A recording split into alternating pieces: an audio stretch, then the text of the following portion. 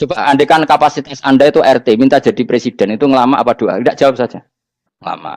Jatah kamu untuk azab, kok jaluk Lailatul Qadar, itu ngelama apa Anda? Mestinya jalukmu orang untuk azab itu bagus. Paham ya? Banyak ulama diajak istisqa gak mau. Banyak itu ulama. Ayo istisqa kita karena sudah lama gak hujan. Kata ulama tadi, jatah kita ini kena hujan batu dari langit. Gak hujan batu sudah bagus, gak usah minta. Ulama macam-macam. Lah rai-rai ngene iki pantes entuk Lailatul Qadar apa untuk azab aja jawab. Orang untuk azab itu bagus. Ya dadi dongane ya Allah. Ampun jenengan siksa la tu'akhidna. La tu'akhidna maknane njuk Lailatul Qadar pun ora disiksa. Jar makam kita itu masih Robbana la tu'akhidna. Iku supaya gak disiksa innasina waktu kalau kita salah. Kowe kan gak kalau. Wah sudah salah. Jadi donga innasina waktu sange apikane pangeran wae ditambahin. Kalau kita salah. Kalau kita kan sudah ada kalau lagi sudah. Sudah jelas salah berkali-kali lagi. Mbok wong diisin. Yo lak jaruk Lailatul Qadar gak diisin. Tapi oleh wong pangeran apian. Pangeran kan tapi misalnya pangeran ora aku luwe apian timbang aku. Jadi saya disahno permintaan. Tapi gak dikabulno. Mau disahno, tapi ora usah wae. Disahno iku iman jalin yen wong goblok piye meneh kok macam-macam. Makanya doa paling fair itu ya Rabbana dzalamna anfusana wa lam taghfir lana wa tarhamna lanakunanna. Makom kita itu di sepuro pangeran. Sing bener donga wong tarawih-tarawih lho ning Tuban ning Jogja wis bener apa innaka afuwun karim tuhibbul afwa fa'fu anna. Orang ana guru-guru kita donga ya Allah anilna lailatul qadar ya Allah. Ora sarahku iki kita ono ngajarno ngono ya Allah innaka afuwun karim tuhibbul afwa fa'fu anna. Jenengan dat sing kathah nyepurane lan seneng nyepuro impun jenengan sepuro. Iku bagus sudah. Bagus. Lailatul qadar gresuk untuk srengenge. Terus delok angin. Angger daerah Gunung Kidul banter terus aneh-aneh. Boy wong tahu diri, maksud kula nggih tetep minta Lailatul Qadar tapi tahu diri. Misalnya suwe bar sedekah, poso bar salat 1000 rakaat terus utang si sahur, ambek togo-togo sing mbok dolimi jaluki sepuro. Pas kowe tenan mergo wis ngrasa ora dolim, nduk Lailatul Qadar. Tapi kira ngrasa ora dolim wis ujug sombong. Wong sombong ora berkah. Meraih. Lah terus piye Gus? Dia biasa wae. Biasa kok. Makom kita ora kena adab itu sudah luar. Ora penuh adab piye. Wis ngene iki luar biasa, napa? Luar biasa. Mun nang ngandel kula, mesti ngene iki keadaan seperti ini terus. Soale dongane wae Rabbana la tu'akhidna in nasina wa akhtana. Itu jadi itu sudah luar biasa. Selamat datang ini kan teruskan dawuh Mbah Mun. Misalnya Allah bilang gini, fattaku, maka takutlah kamu. Biasanya mufasir ditambahi minan nar, maka takutlah kamu masuk. Sebetulnya yang perlu dihindari dari kita takut itu ya, takut salah, takut bodoh, takut terdolimi, takut mendolimi orang lain, takut hidup tidak ada gunanya. Tapi mufasir tentu milih yang populer, takutlah kamu dari api neraka. Coba misalnya gini, kita nanti masuk surga. Kemudian zaman di dunia kita tidak pernah berkampanye ya atau berkontribusi untuk agama Allah. Cara saya itu izin. Kata Imam Malik, saya masuk surga. Kemudian orang yang mencintai saya masuk surga itu saya malu. Rasulullah juga gitu. Saya sebagai pemimpin umat, saya malu masuk surga. Dan satu dari umat saya masih masuk neraka. Jadi ulama dulu tuh ketakutannya bukan sekedar masuk neraka, takut malu, takut bodoh, takut keliru, takut. Saya misalnya nanti masuk surga itu malu dengan saya tidak pernah ngajar tafsir Jalalain. Malu saya. Karena katanya Allah, kenapa pun swarga? Terus dibon swarga. Tapi kalau pernah baca tafsir Jalalain kan ono keren. Keren artinya saya pernah mengkampanyekan Quran, pernah mengkhidmati Quran, pernah ngitmai kita mengko ya Allah. Saya pernah ngitmai umatnya Rasulullah yaitu sampean kabeh. Pernah mulang, pernah sowan. Saat tiap bulan sowan jenengan gak sopan tapi. Mulane kira usah bales sowan rono malah ganggu aneh-aneh. Kadang santri yo pidol, wis diulang cek sowan. Orang tuh kiai kalau sudah di rumah tuh milik keluarga biar fair. Bermulang cek assalamualaikum. Terus kiai ini kagok keluargane ku kapan? Boyo mikir bocah ora karo-karuan. Jadi seneng yo di ilmu ini, seneng yo di ilmu. Saya ulang lagi ya. Nah, kata yang ditafsir itu sering tidak mengikat. Makanya kata Mbah Mun, baca tafsir itu dikurangi. Maksudnya dikurangi itu bukan apa-apa. Maksudnya tadi, kalimat yang ditafsir itu tidak mengikat. Yang mengikat itu yang kalimat di Quran. Nah, kalimat Quran itu umum. Kenapa? Misalnya gini, Allah kalau gini, ikdilu, kamu harus berbuat adil. Lalu adil itu misalnya mufasir menafsir. Adil itu menyamakan di antara dua orang konflik. Misalnya di MK 01 dan 02 dianggap sama. Itu namanya adil. Itu kan dawai mufasir. Atau misalnya gini, Allah bilang gini ke saya, kan ada di kiai sing adil. Terus adil ditafsiri orang, adil itu menyamakan sesama murid, haknya sama. Nah, Tapi bisa saja adil itu di luar itu semua. Misalnya gini, ternyata adil menurut Allah gini. Adil maknanya seimbang, apa? Adil itu maknanya apa? Seimbang. Lalu keseimbangan seorang hamba adalah dia ingat Allah lebih banyak. Karena ini bandul yang benar-benar nyata. Allah itu nikmatnya nyata. Sehingga ketika saya sebagai orang alim, ingat saya alim itu karena Allah. Dikasih ilmu Allah, dikasih cerdas Allah. Dikasih semuanya dari Allah. Sehingga saya itu tidak merasa kumuh pada kalian. Karena semua ini dari Allah. Kemudian Allah sendiri yang memerintahkan, kamu harus mengajar. Maka saya ada Arab-Arab salam template sampeyan, penghormatan sampeyan, apresiasi sampeyan. Karena saya hubungannya hanya dengan Allah Subhanahu wa Ta'ala. Itu namanya adil. Meletakkan sesuatu proporsional. Itu juga adil namanya. Makanya seseorang itu nggak bisa dikatakan abid selagi belum tahu kalau ibadahnya minallah. Jadi misalnya ke ibadah tok. Ternyata kamu yakin itu ibadah kamu, amal kamu itu belum abid. Abid hakikat adalah alhamdulillah alladzi hadana li hada wa ma kunna linahtadiya laula an hadana. Ketika kita sujud yakin ya Allah alhamdulillah jenengan menakdir saya sujud. Saya salat alhamdulillah engkau menakdir saya salat. Sehingga minallah dulu pikiran itu semua kebesaran kebenaran hari ini minallah dulu. Baru setelah minallah kita yakin billah. Setelah billah juga yakin ilah. Wah.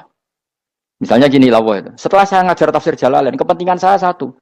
Hamba-hambanya Allah menjadi tambah mencintai Allah. Tidak mencintai saya, enggak penting sama mencintai saya. Makanya Imam Syafi'i tiap mengajar bilang begini. Wadidtu annal khalqa ta'allamu hadal ilma wala yahmadunani. Saya senang kalau kalian belajar fikih sama saya, tapi kamu enggak usah muji saya. Jadikan fikih ini alat taqarrub kamu kepada Allah. Itu namanya minallah wa ilallah. Itu adil. Tapi adil yang dijelaskan ulama beda-beda tadi. Ada mengatakan adil adalah proporsional antara murid, antara keluarga dan murid. Meskipun kamu senang mulang, jangan merantarkan keluarga. Itu udah adil. Itu kan versi, no? Maksudnya Mbak Mun, kamu jangan terjebak versi-versi dalam tafsir. Paham ya? Karena Allah hanya ngetikan i'dilu akrabu. Paham ya? Tapi kan penjelasan adil ini orang versi. Paham ya? Ada yang nulis adil adalah meskipun mimpin masyarakat, ya ingat keluarga. Karena sentuh kang wayo kan nafsirin adil, adil adalah karena laki tidak cukup istri satu, maka itu kan juga repot. Tapi kalau kadung istrinya 3 atau 4, adil adalah harinya sama meskipun janda dan perawan. Dari sing lanang gak adil adalah proporsional. Sing wis suwi dikumpuli dikurangi. Yang baru itu mungkin kabeh enggak kalau nuruti. Mungkin enggak. Ya, tapi itu kan versi, napa? Maka kata Mbak Mun itu memang saya itu merasakan, saya sebagai mufasir merasakan memang saya kan sering baca Jalalain beda dengan tafsir Munir, nanti beda dengan tafsir Qurtubi. Saya beri contoh misalnya.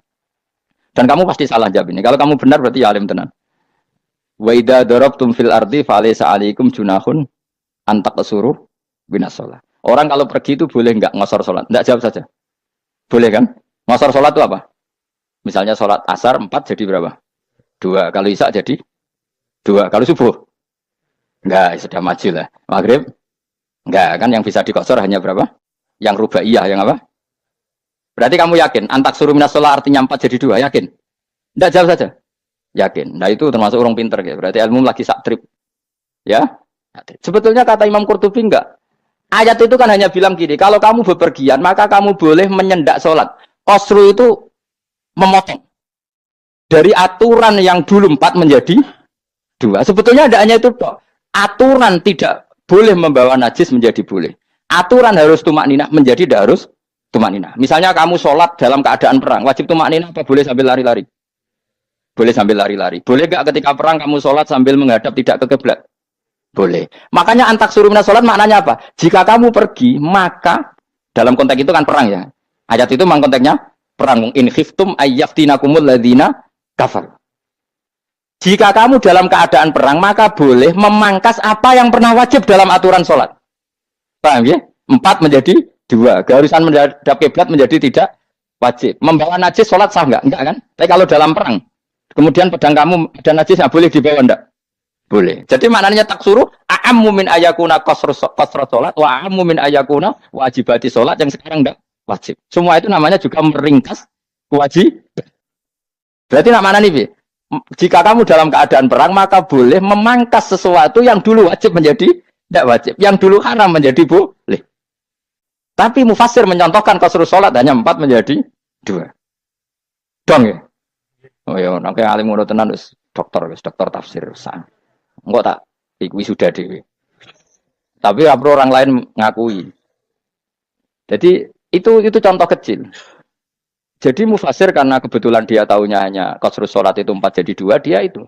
Padahal di tafsir lain diterangkan qasru itu artinya menyingkat atau mencendak atau memangkas. Dulu wajibnya sholat itu nggak boleh bawa sesuatu yang najis. Tapi kalau sholat dalam keadaan perang dan pedang kamu ada darahnya, boleh nggak dibawa? Boleh. Bahkan Allah menyuruh dibawa. Dan boleh nggak madhep kiblat. Fa in khiftum farijalan auruk banataki fa idza amintum fadhkurullaha kama 'allamakum. Ketika keadaan aman baru sholat sesuai standar. Nah, berarti kan ada qasrus sholat, ada pemangkasan aturan sholat. Kayak misalnya begini. Dalam keadaan normal, boleh nggak kamu motong pohon pisangnya tetangga tanpa izin? Nggak boleh kan? Tapi misalnya ada banjir bandang, kemudian kamu bisa selamat kalau motong itu. Wajib izin apa malah haram izin? Haram izin, harus kamu langsung potong. Karena kalau tanpa begitu kamu dan yang punya wajib meridhoi. Kalau nggak meridhoi disalahkan syara malah. Paham ya? Jadi ini penyolongan yang wajib. Kita coba potong kayak ngelangi kan, terus gedangnya bapak pangan itu berlebihan. Karena Allah memaklumi hanya untuk ngelangi. Jebule menisan lah itu di luar izin syariat apa? Di luar izin syariat itu melampaui batas itu. Syaratnya boleh itu ghairu baghiw wala adfaman itu darurat syaratnya ghairu baghiw wala dan tidak boleh melebihi batas. Oh, apa ngetok gedangnya jupuk sing mateng dipangan terus diketok. Ora oleh. Paham jelas ya. Makanya kalau ngaji tafsir ya saya kan berkali-kali ada makna di tafsir Imam Suyuti saya tambahi umpamanya ini. Maksudnya umpama itu supaya contoh itu tidak mengikat. Jadi yang disebut beliau itu satu dari sekian potensi ribuan contoh. Ya kayak tadi misalnya antak suruh minas sholah. Itu umumnya ulama membayangkan qasrus sholat yang 4 jadi 2. Padahal enggak, maknanya meringkas aturan dari wajib menjadi tidak wajib. Bahkan sebagian aturan itu dikatakan haram, tidak haram. Itu tadi misalnya bawa najis atau teman kamu mau dibaca orang kafir terus kamu bilang, "Hei hati-hati." Itu tidak batal kalau dalam sholat siddatil khauf. Paham ya? Jelas. Semaju lah. Malam terus likur. Lelatul. Aku wis gumen mbek wong-wong itu. Bingung ora. Ma ungzira abahum lam yungzaru tegese ora den kei wedi sapa ngake fi zamanil fatrah ing dalam zaman fatrah. Ya sama seperti ini. Orang tidak mendapat ingzar itu fi zamanil fatrah, zaman enggak ada rasul. Tentu tidak hanya itu tok. Ada rasul tapi orang itu jauh dari komunitas ulama. Itu juga termasuk orang yang tidak mengalami ingzar. Jadi tidak mengalami ingzar bisa di zaman fatrah atau sudah ada rasul tapi dia jauh dari ulama atau jauh dari komunitas Islam. Itu juga komunitas yang tidak mengalami ingzar. Aku mengkote wong akeh kaum iku khafidun lali kabehane iman sing iman parustilan bener. Itu contoh paling gampang itu nak dawuh yai mesti bener itu loh. Kalau kamu ngaji tafsir Jalalain ya Yuhannas ubudu rabbakum. An-nas biasanya tafsirkan kufaru Mekah, napa? Padahal di situ nas semua manusia apa kafir Mekah? Semua manusia. Cuma konteks dulu karena Nabi orang Mekah dan zaman itu yang diberi peringatan orang Mekah, Imam Suyuti bilang kufaru Mekah. Lah seperti itu kufaru Mekah mengikat apa enggak? Enggak kan? Enggak, karena yang dituruni Quran yo kafatal linnas. Tapi ya nasu di Jalalain sering ditulis apa? Kufaru Mekah. Lah seperti itu tidak mengikat. Itu contoh saja apa? Contoh saja dalam konteks zaman itu. Paham ya? Jadi banyak, makanya tafsir itu sebenarnya agak ngikat. Ya tapi yang ngomong gitu harus orang alim. Kalau kamu yang ngomong malah kacau. Kemudian ngomong sombong. Maksudnya kan manusia, saya juga manusia. Ngapain saya harus ikut? Ya sarap itu. Ora wis sombong saraf, no? Wis sombong saraf. Lakot hakot teman-teman fahum, lakot hakot teman-teman nyata apa alkaulu apa titah. Ayo wajib wajib mana nyata al aksarihim. Ing atase akeh-akeh wangke bil adab. Lakot hakot teman-teman dadi nyata apa alkaulu apa titah anane azab. Wajib apa adab al aksarihim bil adab fahum mengko wong akeh la yuminu ora iman sapa akeh. Il aksaru tegese utek akeh wong ora iman. Zaman iku maksud. Ya, maksudnya zaman iku. Tapi jengben mboten ngerti. Tapi yang mungkin batu Isa itu semua orang iman, tapi ya banyak yang setelah iman itu tidak bermanfaat lagi karena wes napa matahari terbit dari napa barat hinala yanfa'u nafsan imanuha lam takun amanat min qabl inna satam ing sunu jalna ing sun fi anaqihim ing dalem gulu-gulune wong akeh tak gawe aghlalan ing blengku bi ayu doma gambar bi antu doma gambar sento dewi kumpulno ilaha maring anak apa alai di tangan di anal gol karon sak meneh wil iku yajma'u iso ngumpulno wil al yada ing tangan kal unuk maring geger maring napa gulu-guri lho jenenge unuk wong Arab nak darani kene ku unuk nak darani kene ku nakher. Ya cari wong Arab, ya kene iki unuk, kene iki nakher. Lah kulo niku ngeten, tangan ditakok teng napa? Napa? Bulu. Napa jenenge jenenge? Cidok niku cidok niku. Sing guri-guri. Faya mengkote tangan ila aidi kumasmuatun ting kupono ilal atqoni maring dagu. Niki lho jenenge dagu jam udzakonin waya mustamaul lahyan. Kumpule dua dagu atau dua wang nggih cumanan. Bahu mengkote wong akeh mukmahuna iku dadi bunder sapa wong akeh. Manane rafiuna ngangkat wong akeh usaha ing sirahe wong akeh. Lastatiu ora iso mampu sapa wong akeh khodaha ing ngendekno ruus. Mana dia maksudnya wahada utai iki mutamsilun mu bayangan, mutamsil gambaran. Mulane kula gumun mbek ulama riyen. Tak contohno ya, nek ulama dhisik ku top. Wong dhisik nak darani bun neraka digludungno. Wong kafir sok ben digludungno ning neraka. Iku ya pancen ngalim tenan wong dhisik. Mergo gambarane ngene, ora sebut praktekno sok ben, praktekno saiki wae. Nak praktekno sok ben kaya sok ben mlebu neraka.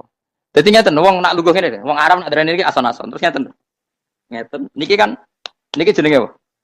Dengkul itu kena dagu, terus tangan kena cidok. Jadi uang itu dalam keadaan bunder, paham ya? Lama-lama malaikat karek nyaduk terus gludung-gludung, paham ya? Jadi mereka itu, kenapa? Dengkul nempel dagu, paham ya? Tangan nempel cidok, terus ditaleni, paham ya? Terus ya karek gludung, lama-lama ukuran ada bunder apa itu? Oke, bayang lo saiki sebenarnya usah, gak usah mlebu maksudnya, paham ya? Malah nabi Melayu serai iso, wes. Posisi ngono, paham ya? Sebenarnya rasa delok, maksudnya itu praktekno saiki. Menang delok lho. Lah dawuh Imam Suyuti wal muradu te kang den kersakno iku anagum sak temne wong akeh la anu nek ora tunduk sapa wong akeh imane maring iman. Wala faduna nek ora tunduk sapa wong akeh ora ndilukno ru'usau ing sira wong akeh lahu krana iman. Iki tapi dawuh Imam Suyuti. Tentu tidak semua ulama sependapat. Jadi cara Imam Suyuti semua yang dikatakan Quran ini mau tamsil. Artinya mereka tidak tunduk, maknanya tidak menerima iman. Ya, tapi itu cara Imam Suyuti. Ulama lain yang mengatakan tidak. Memang orang kafir ketika masuk neraka dalam keadaan seperti itu dan digeludung. Ya tidak apa-apa sama-sama benar. Ya sama-sama benar karena ya Quran itu milik bareng, milik bersama. Jadi apa ya? Kan banyak kalimat kayak tadi mengkosor sholat, meringkas sholat 4 jadi 2 yang meringkas, paham ya? Dari aturan ketat menjadi agak longgar juga meringkas. Jadi semuanya namanya memotong apa? Memotong dari 4 menjadi 2 ya memotong, paham ya? Dari aturan wajib menjadi tidak wajib juga memotong. Nah, itu kan sama-sama benar. Lihat nanti konteksnya. Wajah analan gawe sapa ingsun mimpeni aidim sanging ngarepe wong akeh sadan ing tutup. Wa min khalfim sanging gurine wong akeh sadan ing tutup. Fathisin sadan wa dhamiha lan dhumai sin sudan fil maudi ing dalam panggonan loro. Faksena mongko ngekeki gelap ingsun ing wong akeh fa mongko te wong akeh lagi sirun raning ali sapa wong akeh. Tamsilun iki contohnya edon disat diturukil iman maring ketutupe dalan iman alih ngatasi kufar. Nah, cara maksudnya kabeh iki mau tamsil. Dadi ngene. Dari depan kami kasih tutup, dari belakang kami kasih tutup, kemudian mereka saya kasih kegelapan. Maka mereka tidak tahu. Mananya apa? Dari arah depan yang mereka enggak ngerti pentingnya iman, dari arah belakang yang mereka enggak ngerti pentingnya iman, maka mereka buta, artinya tidak iman. Itu dari Imam Suyuti. Tamsilun edoni hanya perumpamaan lisat diturukil iman, yaitu tertutupnya jalan-jalan iman. Tapi ulama lain mengatakan ya enggak. Memang pernah ada peristiwa di mana orang kafir ngepung Rasulullah dan mereka dari depan matanya dihalangi, dari belakang dihalangi, sehingga ketika Rasulullah keluar mereka tidak melihat. Itu ya nyata ya. Jadi makanya ngaji ya. Jadi ben keren. Oh ini ada sekian tafsir. Terus gue ngomong kan kayak wong alim keren. Kata kata siapa? Ono rekamane. Tapi orang ngaji dhewe. Kata siapa? Ada rekamannya. Lah anak aku takut ada kata siapa Gus? Tak dudono kitabe. Lah anak gue dudono rekaman. Iku apik zaman akhir ngene wis maju. Soale sing rido kan. Enak kok Kang jadi orang alim gue enak. Nanti itu sudah jadi orang alim ya rugi. Tadi nanti kan gitu. Syabdul Qadir masuk surga. Entah ini gelombang kedua dan para penggemarnya. Jadi akhirnya sing alim tenan yang mlebu swarga, sing kedua dan para penggemarnya. Ku ora usah alim Kang, cukup penggemar. Jadi aku sebenarnya rugi kan. Gus Pak masuk swarga kedua dan para penggemar. Waduh. Terus jebule padha ae. Iku saking rahmane Allah. Kenapa? Kan masyhur itu hadis itu. Rasulullah itu ada sahabat nangis, enggak bisa tidur nangis. Berhari-hari enggak bisa tidur nangis. Hanya karena ingin punya satu pertanyaan. Lama-lama ketemu Nabi, ya Rasulullah sudah berhari-hari enggak bisa tidur, ingin menanyakan ini tapi tidak berani. Coba kamu tanya saja. Ya Rasulullah, saya ini kalau mati, engkau kan suatu saat dipanggil Allah, ada ketemu engkau. Makanya mumpung sekarang saya tak melihat wajah engkau sekuat-kuatnya, sepuas-puasnya. Kata Nabi ya. Terus, kenapa? Ya kalau engkau di surga saat di neraka kan enggak ketemu lagi. Atau kalaupun engkau di surga kan kelasnya beda, kan enggak ketemu lagi. Jadi kemungkinan dua-duanya itu enggak ketemu. Kata. Karena tadi bisa saja Ya, artinya Nabi karuan di surga, saya di neraka tidak ketemu. Atau engkau di surga, saya di surga pun beda kelas, ya nggak ketemu. Terus kata Nabi, tidak begitu aturan mainnya. Almaru ma'aman, orang itu sesuai yang dia orang bersama orang yang dicintai. Jadi ya saya harus ikhlas kalau kamu saingi nanti. Ya, takdir no. Wasawana ni podo kali ngata sing ngake angker tau te ngeke peringatan sira gumeng wangke tahqiqil hamzatain angker ta. Wa ibdali saniyati alifan angker ta humata sili ala nasil hamzah wa itu khali alifan wa pun alif binal musahalan dan hamzah sing ditasil wal ukhra lan ya wa tarqilan tinggal itu khali. Amlam tungfirhum wong ra wis bakat kafir mbok elingno cek rambu elingno tetep layu minun ora gelem iman. Lah sing iman iku sapa inama tungziru ang mestine ngelingno sira. Maksude yan fa'u tegese manfaat apa ing daruka peringatan sira. Peringatanmu manfaat man ing wong ittaba kang anut sapa man atikra ing Quran Al-Quran tegese Quran. Wa khasyalan wedi sapa man Ar-Rahman ing Allah Rahman bil ghaibi padahal ora roh pangeran. Ya khofa tegese wedi sapa wong ing Allah toh walam yara ora ningali sapa wong ing Allah. Nane bil ghaibi itu apa? Takut Allah dalam keadaan toh dia tidak melihat Allah lang. Mereka tak tafsiri bil ghaibi barang gaib. Barang gaib ning Indonesia terjemahannya hantu. Melihat alam gaib itu maknanya apa dalam bahasa Indonesia? Hantu. Maknanya bil ghaibi rata terjemah apa? Ya namanya ini wakosya alam di sopong ar-Rahman yang wasi Rahman bilwaibi padahal dia neroh langsung. Ya orang usah diterjemah ya. Terjemah itu apa? Barang gaib malah repot. Fabasiru mongko ngekei berita gembira sira ing man bima firotin kelawan pengempuran wa ajrin dan ganjaran karimen yang orang yang seperti itu yang ikuti Quran dan takut Allah itu layak mendapat maghfirah wa ajrin karim wa ta'ala juru karim wal jannatu swarga. Inna satu ning sun wa nahnu ya ingsun iku nuhyi uripno ingsun al mauta ing wong sing mati libasi krana fal. Wanat tubulan nulis ingsun fil lauhil mahfud ma ing apa wae kodamu kang nglakoni sapa ngake fi hayatihim. Di lauh mahfud apa yang pernah kamu lakukan ditulis min khairin kaapian wasari dan kaelean liujazau supaya diwales sapa ngake alih ing atase iki. Wa asarahum lan yo tak tulis bekas-bekas kelakuan. Matek saya perkara ustun kang digawe sunah apa bima badam sak usum ngake. Jadi perilaku kamu ditulis setelah kamu mati masih ditulis yaitu bekas-bekas sunnah kamu yang pernah kamu lakukan. Jadi misalnya kok penemu judi, selama ada orang judi ya kamu dah paham ya? Paham ya? Loro gak? Makanya ulama ngendikan dulu tubalil amwat, tubaliman mata wa matat ma'ahu dzunub. Bejo wong mati kemudian dosa-dosane melok mati pisan. Maknanya dia mati dalam keadaan tidak pernah melahirkan sunnah keburukan. Paham ya? Tapi bejo wong sing mati kemudian dia meninggalkan sunnah kebaikan yang diikuti terus. Kok sampean ini lho bener? Gak paham jalannya lah, nggak jalan nggak turun ngaji. Sehingga sebenarnya gak paham lah ya gue. Lu kok jalan yang bisa paham lah ya gue. Itu sudah bagus. Apa? Bagus. Berarti pokoknya anut anak ya anut. Pokoknya keren, apa? Soalnya keren sama nu keren. Jadi nanti sebenarnya anak tuku jalan yang takut ya pak. Kok tuku jalan? Disik bapak aku neng lemari gitu no. Lah tapi disik bapak paham ya kok ya. Wes, no. Jelas ya gitu. Anak tubuh mangkot damu. Wah, makanya sisa-sisa amal kita, bekas-bekas amal kita semuanya adalah ditulis sampai Allah Subhanahu wa taala. Mane kula kepengin jenengan nate syukuran, pisan-pisan nate syukuran pertama anak kita bisa sholat. Guling-gilingan banyak orang syukuran perkara ulang tahun. Kenapa pertama anak kita bisa sholat kita tidak pernah apa? Syukuran. Padahal sholat itu yang menjadi identitas anak kita, kehambaannya ila yaumil qiyamah. Mbok ya orang itu gitu. Sehingga nanti anak kita itu senang sekali. Itu saya itu kalau agak marah, itu anak saya yang paling kecil, baru umur 6 tahun. Itu tahu-tahu bilang, "Pak, saya sudah sholat." Karena dia tahu, saya itu paling terhibur kalau ada berita sudah sholat. Jadi itu penting, supaya orang itu tahu orientasinya bapak itu sholat. Jadi jangan sampai terus anak kita kalau ulang tahun syukuran, tapi pas sholat kita dingin-dingin saja. Lama-lama anak kita berperasaan sholat itu tidak penting. Buktinya apresiasi bapak biasa. Itu contoh kecil. Sehingga nanti tertanam. Anak kamu tertanam, nanti cucu kamu tertanam. Jadi itu namanya asar apa? Asar. Jadi harus seperti itu. Jadi ya itu namanya asar. Makanya Nabi Ibrahim nggak berani minta uang sama Allah, minta rezeki nggak berani. Tapi kalau dia menyebut sholat dulu baru berani. Robbana liyuqimus sholat faj'al afidatam minan nas tahwi ilaihim warzuqhum kata Ibrahim supaya mereka kuat sholat ya Allah. Nggak apa-apa kamu kasih makan supaya kuat sholat.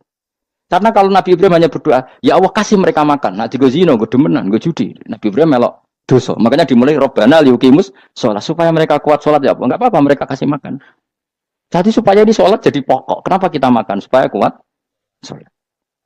Andai kan Ibrahim hanya berdoa supaya kasih makan mereka. Kemudian kekuatan itu dipakai maksiat. Ibrahim kan ikut dosa. Itu sirinya kenapa doanya Robbana liyuqimus sholat ya. Jadi kata liyuqimus sholat didahulukan apa? Supaya mereka kuat sholat.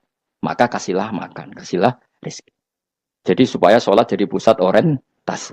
Itu harus dilatih. Ya tentu kamu ngelatihnya ya sidik-sidik. Wong anak esopo kan gitu, tapi ini kan cerita aja. Maksudnya orangnya biasa lah, maksudnya biasa lah. Maksudnya aku mau cerita. Gue gelo ya monggo, terus mutung ra ngaji ya monggo. Gue ra ngaji, gue golek murid kok gue gampang. Gue golek guru kayak aku kangelan. Ya maksudnya sing gelem ngalah teko ini kan. Oh, liane larang nyewane. Wa atharum lan bekas-bekasnya mereka. Makanya ketika Ahmad bin Hambal itu ahli hadis karena selagi riwayatnya dia dipakai orang tahu Rasulullah itu karena ahli hadis. Bener yang paling hebat tentu qala Rasulullah. Tapi apa artinya qala Rasulullah kalau enggak diriwayatkan dari ulama sampai kita. Tapi apa artinya sampai kita nak gak ono sing ngalahi maca ngene iki. Ndurokno maca ngene. Paham nggih? Ayo jajal ke tuku kitab Musnad Ahmad. Nak ora roh gubedi larang ngono. Mergo ana sing maca ora isine paling kenangan apa? Gubedi. Tapi baru kayak sing maca kemudian bisa. Ini juga asar. Makanya guyonannya orang-orang Indonesia itu kan orang ngaramkan judi gitu, bareng dikasih tahu. Tapi yang menang anak jenengan, alhamdulillah. Ternyata ngaramkan itu karena ada anaknya. Kalau anaknya yang menang ya seneng. Meskipun itu guyonan, tapi saya punya padanan itu dalam kitab Hikam. Nabi Ibrahim itu Khalilur Rahman, tentu bencinya minta ampun sama yang namanya maksiat. Suatu saat beliau diterbangkan di alam malakut. Itu kalau di Hikam saya halaman 15 juga. Saya masih ingat betul. Mungkin kalau Anda beda halaman, karena beda cetakan. Atau enggak punya kitabnya. Atau punya tapi tidak bisa baca. Nah itu jadi berbagai kemungkinan. Atau punya tidak bisa baca tapi dianggap jimat. Atau digo pencitraan. Banyak itu kaji-kaji tidak bisa baca kitab tapi di ruang tamunya kitabnya besar-besar. Pencitraan itu, tapi ya bagus lah, nggak apa-apa untuk syiar. Setelah diterbangkan di alam malakut, diperlihatkan sama Allah, ada orang pezina, ada orang syaribul khomri, ada orang mabuk, ada orang macam-macam. Allah tanya sama Nabi Ibrahim, bagaimana pendapat kamu Ibrahim tentang mereka yang maksiat? Kata Nabi Ibrahim, ya Allah habisi saja mereka hidup di bumi engkau, makan rezeki engkau, kemudian mereka tidak taat sama engkau. Singkat cerita di fase itu, saya ulang lagi di fase itu, Allah nurutin. Sampai sekian peristiwa, mungkin 3 atau 4. Dah, setelah sekian tahun Nabi Ibrahim lupa peristiwa itu, kemudian beliau diminta menyembelih anaknya. Ini versi kitab Hikam. Memang versinya banyak tentang kenapa Nabi Ibrahim disuruh menyembelih anaknya. Ketika mau menyembelih anaknya, Nabi Ibrahim ragu. Huwa samratu fuadi. Anak saya ini buah hati saya, kenapa engkau suruh menyembelih? Terus kata Allah, apa kamu tidak ingat ketika kamu saya angkat di alam malakut, kemudian kamu usul bunuh-bunuh, saya tidak mempertimbangkan usul Anda, tapi kenapa sekarang saya merintahkan kamu mikir? Gitu. Terus, ya karena ini anak saya ya Allah. Terus kata Allah, rumang samu wong sumpukon mata ini gak gawean kau sing gawe kowe enak wae usul mata ini. Sebenarnya saya yang bikin, kemudian Anda enak aja usul membunuh. Semenjak itu Nabi Ibrahim itu di eranya itu asfaqun nas, orang paling sayang sama manusia. Karena kadang kita keras itu ya kebetulan itu udah anak kita, ada keluarga kita. Cara orang Jawa itu kan gitu ya, kalau ada perempuan terus macak yang macam-macam pakai sepeda motor cowok terus wah itu luput suwuk, semoga-moga gini. Tapi setelah dikasih tahu, niku ponakane jenengan, semoga-moga selamat.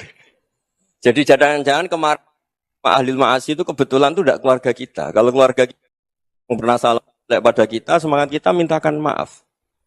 Jangan-jangan kita didikte hukum sosial gitu.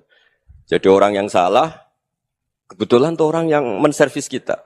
Atau keluarga kita, atau orang dekat kita. Jangan-jangan semangat kita mintakan ampun. Tapi kalau sama orang lain, kebetulan musuh kita semangatnya minta itu kena adab. Nah ini yang nggak boleh dalam Islam. Islam mengajarkan niru Rasulullah SAW, Nabi itu rahmatal lil alamin. Bahkan kemarin saya ngaji virtual sama beberapa habaib, ada Habib Ali Al-Jufri dari Mesir, ya, ada Habib Alwi dari Kuitang, ada Habib Nabil Al-Musawa. Dari sekian habaib itu saya masih ingat diantaranya yang didawuhkan rahmatan lil alamin itu ketika Nabi adahu kaumuh, disakiti oleh kaumnya, dan itu mereka masih kafir semua. Itu mereka dapat doanya Nabi Allah mahdi qaumi fa innahum la ya'lamun. Kayak apa baiknya Nabi, orang yang menyakiti, yang melukai, ya, tapi Nabi masih berdoa mahdi qaumi fa innahum la ya'lamun. Sayyidina Umar dapat doanya Nabi itu ya khina kana kafiran, ketika masih kafir didoakan. Allahumma izzal Islam bi Umar.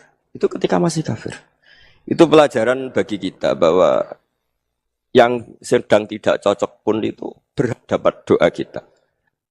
Ya doa supaya kondisi kita baik, hari tambah baik. Karena agama ini saya berkali-kali bilang limangka nayarjuwa hawal yaumal akhir. Agama ini diperuntukkan bagi yang selalu punya harapan pada Allah Subhanahu wa taala. Saya cerita muhasabah ini tentang hubungan kita dengan Allah. Di Indonesia itu banyak orang fasik, banyak orang nakal. Ya di mana-mana orang nakal itu ya mayoritas wa aksaruhum fasikun. Tapi berkahnya harapan. Mungkin saya kira nakal sok benda, mungkin saya kira sholat sok ben sholat, mungkin sekarang belum sakho, belum dermawan, suatu saat dermawan. Barokahnya itu kefasikan ini dianggap sementara. Sedang fasik, sedang tidak benar. Karena kiai-kiai kita, para guru-guru kita, para habaib utamanya itu mesti bilang semoga husnul khotimah. Nah barokahnya doa itu, semoga husnul khotimah itu menjadikan satu pola sosial. Yang sedang fasik ini masih diharapkan jadi lebih baik, jadi lebih. Sehingga kita tidak ngambil sikap ekstrim, yang ingin menghabisi atau ingin mengadili, tidak. Karena selalu kita punya harapan. Dan agama ini limangka nerjuwo hawal yaumal akhir. Bayangkan dulu kalau yang nakal itu anak kamu. Pasti kamu nggak ingin kan langsung dapat azab, dapat apa. Padahal kita semua jadi tokoh ini abul kulli, bapak dari semuanya. Sehingga ketika Rasulullah SAW jalan-jalan kemudian melihat perempuan sedang menyalakan api. Kalau apinya mati ditiup, anaknya dijauhkan. Nanti kalau sudah jauh dari api, anaknya digendong lagi. Terus kata Rasulullah, matur ke semua sahabat, Aro'aitum anna hadih tarihatan waladaha alan nar. Apa kamu berpendapat bahwa perempuan ini akan melemparkan anaknya ke neraka? Tidak ya Rasulullah. Tidak akan seorang ibu melemparkan anaknya ke api. Terus kata Rasulullah, Allahu arhamu min hadih biwaladiha. Allah lebih rahman, lebih rahim dibanding orang tua ini kepada anaknya. Ini yang harus kita kenalkan terus, kita kampanyakan terus, supaya orang hubungannya dengan Allah itu nyaman, asik. Sehingga dengan demikian selalu ada harapan bahwa yang sedang nakal ini suatu saat tobat. Kita tidak boleh menghukumi pasti begini, pasti gini, itu tidak wilayah kita. Itu juga yang dicontohkan Rasulullah SAW. Secara lahir Nabi itu nggak berkenan sama Wahsy, karena Wahsy itu salahnya salah fatal, karena membunuh ahabban nasi ila Rasulillah, yaitu membunuh Said Hamzah. Jadi ketika Wahsy tobat, Nabi itu terima tobatnya. Dan ketika beliau dengan basariyahnya agak siap ketemu Wahsy karena harus ingat Sayyid Hamzah, basariyahnya diturutin. Oke, kamu iman, saya turutin, tapi jangan sering ketemu saya. Karena kalau ketemu kamu, saya masih ingat sama paman saya, Sayyid Hamzah. Kita bisa ngelola seperti itu. Kita tidak cocok sama orang, bagaimanapun mereka umat Rasulullah SAW, kita tetap mencintai mereka. Misalnya kalau beda agama, mereka sama-sama orang Indonesia, kita mencintai mereka atas nama warga Indonesia. Tapi kalau misalnya potongannya ora cocok, beda kultur, bawaannya itu mangkel no coro Jawa, ya bisa diilmoni, jangan ketemu. Wong sudah tidak cocok, ingin ketemu nyari solusi. Roh ini tok seneng itu kan ya repot itu. Ya sudah kalau nggak pati cocok ya jangan sering ketemu. Dan itu kita bisa memanage seperti itu tuh bisa. Saya berkali-kali cerita tentang Imam Syafi'i. Kalau dikasih tahu ya Imam Abu Abdillah, panggilannya Imam Syafi'i, tetangga Anda ini ternyata banyak yang nggak senang Anda. Jawabnya beliau senang. Ya bagus kalau nggak senang saya, ndak utang saya kata. Jadi gara-gara sampean seneng aku ngatur aku ini kan. Dan mungkin sampean ra seneng kan ya enak. Jadi hidup itu dianggap happy. Kalau seneng ya teman silaturahim, kalau nggak seneng ya nggak bakal utang gitu. Baru kaya seneng itu nggak ganggu. Gitu. Jadi dulu itu orang bisa ngelola seneng ndak seneng itu bisa. Karena ada kearifan hubungan dengan Allah Subhanahu wa taala. Hidupnya selesai karena masyghul bi dzikrillah. Mereka sibuk dengan Allah. Makanya kata ulama-ulama tasawuf, kamu jangan melihat manusia perilakunya, tapi kamu juga harus ingat yang gerakkan semua itu Allah Subhanahu wa taala. Dengan demikian kita farah, kita senang. Makanya Nabi kalau ngutus Anas bin Malik kemudian enggak kesampaian yang diinginkan karena Anas main, ketika garwa-garwane Nabi agak tersinggung, Nabi andaikan Allah menghendaki yang saya inginkan kesampaian, pasti itu kesampaian. Jadi dianggap kegagalan Anas enggak manggil yang dituju Nabi itu ya kersane Allah, ya enteng saja. Sayyidina Ali lebih parah lagi yang dialamin. Itu dalam beliau kalau dipanggil itu enggak cepat-cepat ke sana. Ketika ditanya, Kenapa kamu tak panggil gak cepat ke saya? Amin tuh ukubatak. Karena aku tahu kau orang baik. Orang baik itu pemaaf. Jadi makanya orang-orang soleh dulu itu bodoni itu. Makanya sekarang kalau ada orang bodoni itu mesti bidik orang soleh. Kalau orang-orang soleh itu kakean husnudzon lagi sering dibodonin. Abdul bin Umar itu masyhur itu. Kalau ada budaknya sering sholat, sergap sholat itu dimerdekakan. Akhirnya enggak sholat pun pura-pura sholat. Akhirnya juga dimerdekakan. Ketika ditanya, kenapa engkau merdekakan? Padahal mereka sholatnya menipu engkau, kata pembisik-pembisik itu. Man khoda'ana lillah in khoda'na lah. Dia nipu atas nama Allah, berarti saat tertipu juga atas nama Allah. Enggak masalah dong, semuanya demi Allah Subhanahu wa ta'ala. Jadi ketika kita ketemu mensifati Allah Ta'ala itu ghafir. Allah pemaaf. Jangan kamu enggak fair untuk diri kamu nyifati Allah ghafir, pada orang lain Allah kamu sifati syadidul iqab. Jadi Allah kamu atur, kayak MC tadi ngatur saya. Jadi Allah itu apa? Kalau pada saya ghafir, kalau pada musuh saya syadidul iqab. Itu tidak fair. Kalau Anda punya harapan kepada Allah karena Allah Rahman Rahim, Allah ghafir, sebenarnya Allah pada musuh kita ya bisa saja Allah ghafir, bisa saja Allah Rahman Rahim. Sehingga kita melihat orang lain yang kita tidak cocok itu ya enteng saja. Itu min ummati Rasulillah sing tanaluhu syafa'atuh, tanaluhu sa'atu rahmati, tanaluhu fair. Jangan dengan kita kayak mesti dapat rahmat, jangan orang lain kayak Allah pasti syadidul iqab. Itu tidak boleh. Sehingga ketika ada orang Badui, singkat cerita orang Badui ini kencing di masjid, semua sahabat membentak dia. Yang enggak bentak hanya Nabi tok. Saking mangkalnya orang ini karena semua sahabat bentak kecuali Nabi. Setelah dibenarin Nabi, terus Nabi nyuruh Sobbu ali dhanuban min ma'in. Setelah disucikan masjid itu, dia berdoa keras sekali. Allahumma arhamni wa Muhammadan wa la tarham ma'ana ahadan. Ya Allah yang berhak dapat rahmatmu hanya saya dan Nabi Muhammad, yang lainnya jangan. Karena yang lainnya tuh jengkelin, gitu aja saya salah dimarah-marahin. Jadi kalau kamu doa terbatas ya kayak orang Bedui ini, kayak orang Arabi. Apa kata Nabi? Laqad tahajjarta wasi'an. Allah yang rahmatnya luas menjadi kamu sempitkan. Karena kamu mau atur Allah hanya Rahman pada Indonesian Power, pada NU, pada kita yang orang lain nggak perlu dapat. Itu kan kasihan Islam karena Islam terus nggak dimiliki semua orang. Allah nggak dimiliki semua orang, Rasulullah nggak dimiliki semua orang karena dipek NU, dipek ormas tertentu, dipek nggak boleh seperti itu. Nggak boleh takhasyar tawasian kata Nabi, nggak boleh mempersempit zat yang rahmatnya itu luas. Ini semoga etika ini kita pakai di Indonesia. Yang sedang fase kita harapkan lebih baik. Yang sedang nggak dapat hidayah kita doakan dapat apa? Hidayah. Masyhur kan, makanya tadi saya mohon sama Habib Ali supaya Habib Ahmad supaya tetap mahalul qiyam, tabaruk sama Habib Ali di antara doa-doa di Simtud Duror masyhur itu antuqa bilal mudhniba minnah bil ghufran wal musi'ah bil ihsan. Jadi harapannya para habaib, para orang-orang baik dulu ya semoga yang dosa itu dimaafkan, yang sedang salah dibuka, bikin lebih baik. Nabi itu tugasnya juga gitu. Wastaghfir li dzambika walil mu'minina wal mu'minat. Nabi itu tugasnya juga memintakan ampun yang sedang salah. Nah ini cobalah jadi etika kita, muhasabah kita. Jadi muhasabah itu cara berpikir kita set, kita pikir ulang. Ternyata semangatnya seorang Nabi itu wastaghfir li dzambika walil mu'minun. Semangatnya itu memintakan ampun. Orang ahli tafsir tahu semua kalau Nabi itu tidak mungkin dosa. Jadi itu khitabun Nabi wa urida bihi ummatu, itu khitab Nabi, tapi yang dimaksud itu umatnya karena Nabi tidak akan mengalami dzambun, tidak akan mengalami dosa. Sekarang enggak, kadang-kadang kita ini kalau orang lain salah itu semangat. Kalau di perusahaan ada teman salah, apalagi pimpinan salah itu seneng. Barokahnya salah bisa ganti kan gitu. Jadi kalau mungkin di dunia tokoh juga gitu, barokahnya ada tokoh salah, kita yang jadi populer sendiri, tidak boleh seperti itu. Kita harus salimus sodri di jami'il muslimin. Jadi ini harus dilatih. Saya tadi matur sama Habib Ahmad, latihan kita jadi hidup. Nabi itu kalau resep jadi wali itu kata Nabi gampang. Kata Nabi, kalau kamu ingin disenangin Allah, ya sudah. Kalau kamu asbahta, amseta, gini-gini. Perasaan kamu, kata Nabi, jangan punya perasaan ghil sama orang muslimin. Itu sudah wadzalika min sunnati.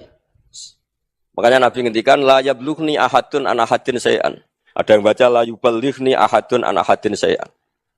Seseorang jangan melaporkan ke saya tentang salahnya yang lain. Fa inni akhruju ilaikum wa ana salimus sadri. Karena saya ingin ketemu sampean semua dalam keadaan salimus sadri, tidak punya perasaan apa-apa. Karena kalau nurutin pembisik, nurutin informasi itu ya repot, karena orang pasti sepihak. Ada kiai yang top, datang ke kampung-kampung ning desa-desa. Kata yang seneng itu punya akhlak. Wah itu bagus orang besar datang ke kampung-kampung. Kata yang nggak seneng, wah itu jobnya kiai kecil kok diambil, itu kan ya kasihan itu kan sudut pandang. Makanya saya sering bilang, akal kita ini cukup untuk mentasdik Rasulullah Shallallahu Alaihi Wasallam. Meskipun perasaan kita kadang orang Jawa itu beda. Saya berkali-kali bilang sama peneliti dari Jogja, kenapa sih Gus para nabi itu kok poligami istrinya banyak? Nabi Dawud katanya itu berapa? Nabi Sulaiman malah jumlahnya agak terbatasin. Nabi Muhammad itu paling sedikit. Saya tanya gini, perempuan itu orang lemah, jadi kalau nolong orang satu gimana baik? Kalau nolong orang dua ya lebih baik, ya sudah kira-kira seperti itu. Paling tidak akal kita masih tahu, kalau orang baik, itu kan mesti baik. Nolong orang satu baik, nolong orang dua ya lebih baik, nolong orang tiga lebih baik. Tapi kalau kamu orang nggak baik, satu saja kamu terlantarin, kamu miskinkan, kamu ya tinggal diukur kan. Kalau orang baik, nambah baik. Tapi kalau orang buruk, nambah buruk. Nah itu akal. Akal kita bisa menganalisis kenapa sih nikah itu ada yang poligami, ada yang enggak. Sudah ukur saja diri kamu. Misalnya kayak saya elek keriting, rabi terus, memperbanyak wong elek. Orang perilaku netok raine dadi elek kabeh. Gitu. Tapi nak kowe ku ganteng, alim, ganteng, sugih, anake ganteng-ganteng, berhubung kowe saleh ahli swarga kabeh, mertua yo bangga karena karir kamu meyakinkan. Ini mertua kamu aja enggak bangga mau nambah. Ipar enggak bangga, mertua enggak bangga, desa kamu yang kamu wayai juga enggak. Beda dengan Nabi ketika nikah Juwairiyah itu enggak ada pernikahan sebarokah Nabi dengan Juwairiyah itu. Asharu Rasulillah, di situ habis perang banyak tawanan gara-gara jadi besanya Nabi langsung dibebaskan semua karena Asharu Rasulillah. Sekarang besanya Kanjeng Nabi. Dulu Abu Sufyan memangkalnya bukan main sama Nabi. Gara-gara putrinya dinikah terus langsung jadi. Kalau kamu kan enggak, nikah satu, nikah lagi. Satu kampung musuh kamu. Karena istri pertama ya cemburu, yang kedua agak bangga. Wah itu selesai itu. Dunia wal akhirah. Maksud saya, nganalisis Islam itu harus pakai akal. Dan akal yang dipakai, ini saya bawa ke kitab Ihya, adalah pikiran-pikiran para ulama. Makanya ketika Imam Ghazali ketika ditanya, fakaifa bi muslimin fasikin, asawwaha fi jami'i amri. Kalau kalian ketemu orang fasik, orang Islam tapi fasik, perilakunya enggak ada yang benar. Kata Imam Ghazali jawabnya lucu, aneh. Ma min muslimin illa wa islamuhu ta'ah. Tidak ada orang Islam kecuali dia mau Islam. Membenarkan Allah dan Rasul itu sudah taatnya dia. Kok kamu tidak bisa melihat taatnya dia? Dia pikirannya kan ini pemabuk, ini tukang apa. Tapi kata Imam Ghazali, sebenarnya kamu masih bisa berpikir positif. Ma min muslimin illa wa islamuhu ta'ah. Tidak ada seseorang Islam ketika dia milih Islam itu pasti ada taatnya. Yaitu tasdik pada Allah dan tasdik kepada Rasulullah SAW. Jadi dengan pola seperti itu, maka di antara guru-guru kita yang modern ya di era Mbah Maimun, di sini ada Habib Ahmad. Habib Salim syair yang sering dibaca beliau adalah ada orang munajat sama Allah, ini cerita munajat. Itu orang itu ngendikan gini. Ana mutnibun, ana mukhtiun, ana asi. Huwa rahimun, huwa ghafirun, huwa afi. Ya Allah, saya mukhti, saya orang yang salah. Ana mutnib, saya orang yang dosa. Ana asin, saya sering maksiat. Tapi engkau ya Allah, engkau ghafir, pemaaf. Engkau rahim, maha pengasih. Engkau afin, yang mudah memaafkan. Kata orang ini, ya agak kurang ajar, tapi saking senengnya sama Allah. Qobal tuhunna salasatan bisalasat. Ya gini saja ya Allah, sifat engkau diadu dengan sifat saya. Engkau Tuhan, Gusti, enggak boleh kalah. Katanya. Terus wasatah liban awsofu awsofi. Dan engkau pasti pemenangnya. Gitu. Jadi ada orang rayu Allah dengan cara seperti itu ya ada ya. Saya ini manusia, salah saya banyak. Engkau ampunannya banyak. Engkau Tuhan loh Gusti, enggak boleh ampunan Anda, ampunan engkau kalah dengan salah saya. Enggak boleh Tuhan kok kalah. Nah, jadi untuk supaya orang punya harapan gitu. Banyak juga wali-wali yang jadab ketika datang ke makam Rasulullah SAW. Itu kalau dongo ya agak kacau sebetulnya cara syariat agak kacau. Ya Allah, engkau punya dua pilihan. Jika engkau menjadikan saya soleh, surah habibu, yang senang kekasihmu, yaitu Rasulullah SAW. Tapi jika engkau menjadikan saya fasik, surah aduuk, yang senang itu setan. Monggo jenengan mau menyenangkan kekasih jenengan, mau menyenangkan musuh jenengan, monggo. Jenengan bebas kok memilih. Nah, mestinya Allah ya senang menyenangkan kekasihnya. Jadi ya, intinya Allah dipaksa untuk menjadikan dia orang soleh gitu. Jadi kayak kemarin itu Pak Bu siapa yang kesini itu, yang sama jenengan kuliah kesini itu sama Habib Ahmad. Saya pertama nggak mau, lama-lama Habib Ahmad. Ini gimana, Gus? Orang taunya saya dekat jenengan, kalau nggak kasil saya waduh, Beb. Ini kayak doanya wali yang tadi. Nggak punya pilihan, Beb. Nggak ada pilihan. Ini. Selamat datang Jadi di saya channel mohon kajian Gus Baha. muhasabah itu dimulai cara berpikir. Makanya di sini sebetulnya tag ini supaya dapat barokahnya Ihya. Ini kitab yang disenangi para habaib, para ulama. Sebetulnya tag di muhasabah itu redaksinya gini ya, yang lengkap loh. Hasibu anfusakum qabla an tuhasabu wa zinuha qabla an tuzanu wa tahayya'u lil ardil akbar. Jadi ada kata wazinu, jadi ukur. Perilaku Anda ini diukur, ditakar. Misalnya kita sebagai suami kan ya punya hal-hal yang kita tidak ideal. Corong Jawa mesti pesek. Cara rezeki ya pas-pasan. Dan kita juga kalau, makanya agak boleh tanya istri begini, apa saya cinta pertama Anda? Pasti Anda kecewa. Orang jadi istri hanya korban terakhir. Gitu. Sudah. Karena orang kalau ngelamar kemana-mana gak jadi, yang jadi istri itu pasti korban terakhir. Gitu. Jarang istri pilihan pertama, jarang. Ayo semua yang nikah. Rata-rata itu pilihan Anda pertama Pak, dari sekian ditolak di mana-mana terus.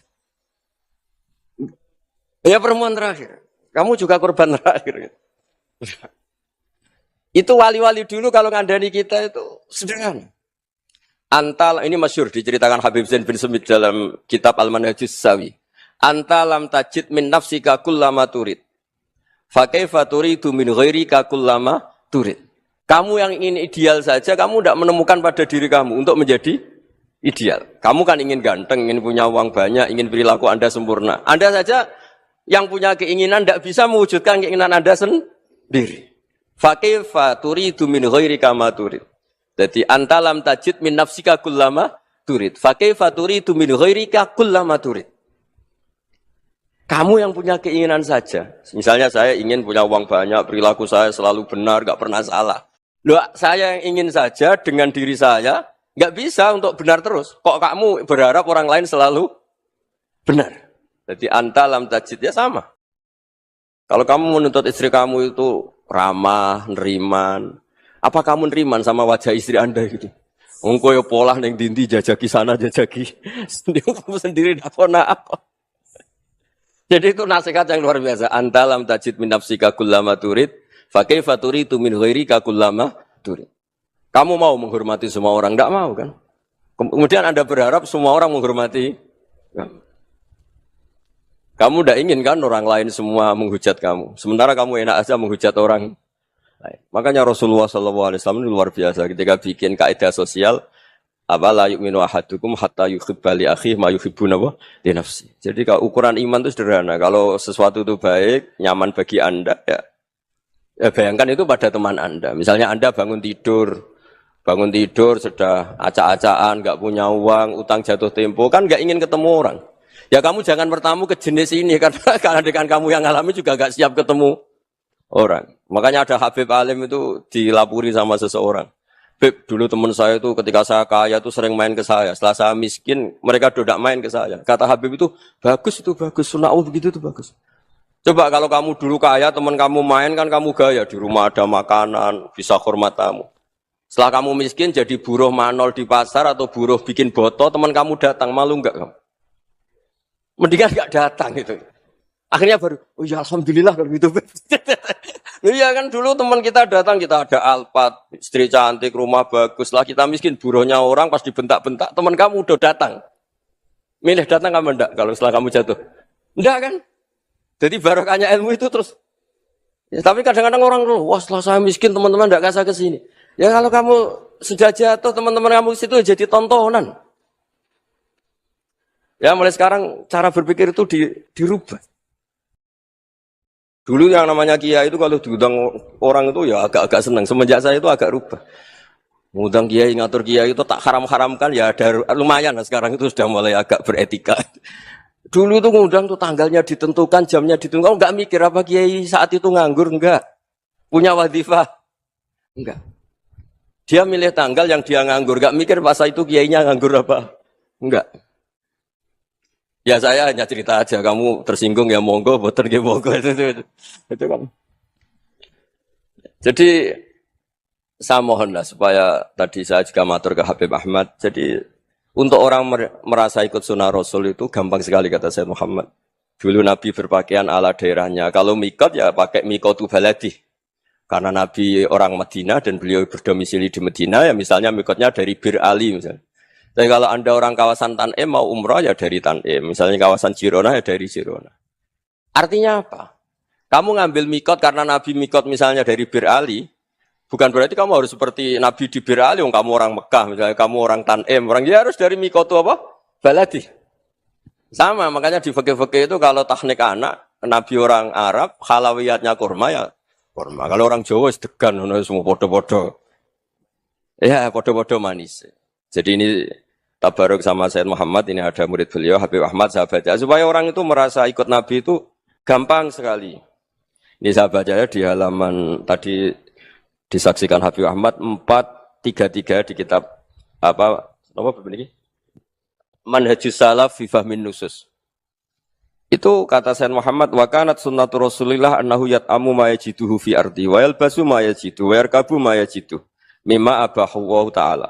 Fa man istamala ma yajiduhu fi ardi fa huwa al-muttabi' lis sunnah. Kama annahu hajjal baita min madinati. Faman hajjal baita min madinati nafsi fa huwa al-muttabi' lis sunnah wa illam takun hadhil madinatu tilka. Jadi intinya misalnya Nabi dulu itu ngasih sodakoh kepada fakir miskin ya pakai dinar, dirham. Ya kalau orang misalnya sodakoh pakai rupiah ya sudah ikut sunnah Nabi. Jangan, lu Nabi pakai dinar loh, kamu kok pakai rupiah. Dulu dinarnya Nabi udah ada tulisannya Bank Indonesia, kamu ada tulisannya Bank. Ya tidak ada seperti itu. Ya jadi misalnya Nabi sodakoh pakai tamar atau pakai al-aqid, ya kita pakai beras, pakai apa. Supaya orang tuh bahwa Rasulullah itu milik kafatal linnas, milik semuanya. Sehingga merasa ikut sunnah Nabi itu ya semuanya. Makanya dulu Mbah Mun kalau motivasi saya supaya bombong, kalau orang Jawa bilang bombong. Wong Jawa mesti ono wong alim. Beliau menyontohkan Mas itu Mbah Fadol, Senori, Mbah Ihsan Jambes. Itu bisa ngarang-ngarang kitab luar biasa. Padahal beliau bukan orang Arab. Imam Sibawa itu orang Persia. Imam Ghazali orang Tos itu juga ikut Persia. Kata Mbah Mun, wong sing ora Arab lah mesti untuk jatah alim kata beliau. Karena Nabi itu diutus kafatal linnas. Nah ini kalau orang yang alim itu Arab tok berarti tidak ada perwakilan dari Afrika, dari Asia Tenggara, dari mana-mana. Makanya karena Nabi statusnya itu kafatal linnas. Jadi kita harus bangga sebagai Muslim, sebagai orang Indonesia karena misalnya Wali Kutub dulu terkenalnya hanya ada di Yaman, di mana. Ternyata pernah ada juga di Indonesia dan seperti Habib Abu Bakar Segaf Gresik. Jadi ya artinya kan tetap orang Indonesia meskipun beliau zuriyah Rasul kan ya sudah orang apa? Orang Indonesia. Zuriyahnya Habib Ali Simtuduror sekarang di Solo. Jadi Indonesia juga dapat alawin banyak dari Sadatinal Alawin juga banyak. Jadi saya mohon barokahnya ngaji seperti ini. Melihat orang lain tuh gampang, bayangkan tuh kalau anak kamu. Makanya Nabi, nanti kalau nggak percaya lihat di Hikam nomor 15 di kitab saya itu. Di situ dijelaskan oleh Hikam, jangan-jangan semangat Anda pada orang yang maksiat, pada orang yang keliru supaya dihukum itu karena kebetulan itu udah anak Anda, itu udah keluarga Anda. Coba kalau itu keluarga. Makanya kalau saya guyonan di Jogja itu, ada pembantu mecahkan piring terus dimarahi majikannya. Saya mesti guyon gitu, pasti itu pembantunya tidak cantik. Kok bisa Gus? Andai kan cantik dan kamu senang mecahno piring satu, piring 1000 ora iso ngamuk kowe. Ternyata ngamuknya itu karena mecahkan piring apa karena plus tidak cantik? Coba jawab para lelaki ini. Kamu marah sama orang maksiat tuh karena maksiat karena plus itu udah anak Anda. Bayangkan kalau itu anak Anda. Itu hebatnya Rasulullah SAW. Karena kita yang salah pun kadung umatnya, Nabi tetap ngasih fasilitas syafaati li ahlil kabair min ummati. Kayak apa baiknya Nabi? Tidak ikut maksiat tapi ikut fasilitasi ngasih syafaat. Loh kalau li ahlil ibadah kan wajar. Nabi ketika ini syafaati li ahlil kabair min ummati. Ya karena tadi logika yang dibangun Rasulullah itu logika yang luar biasa. Kita semangat orang lain kena hukuman itu karena kita tidak punya ra'fah, tidak punya rahmah. Coba kalau Rasulullah yang bil mu'minina ra'ufur rahim, semangatnya itu mendoakan supaya tobat, mendoakan diampuni, Dan itu juga yang diperintahkan oleh Allah Subhanahu wa taala, wastaghfir li dzambika walil mu'minina wal mu'minat. Ya semoga barokahnya ngaji ini, barokahnya Habib Ahmad, barokahnya Maulid Simtud Duror, barokahnya semua kitab Madaih, Tiba Berjanji semuanya, barokahnya Ikhya, barokahnya Said Muhammad, barokahnya guru kita semua, Mbah Maimun, bapak saya. Kita ini ngikuti manhaj, ya, ngikuti apa? Manhaj.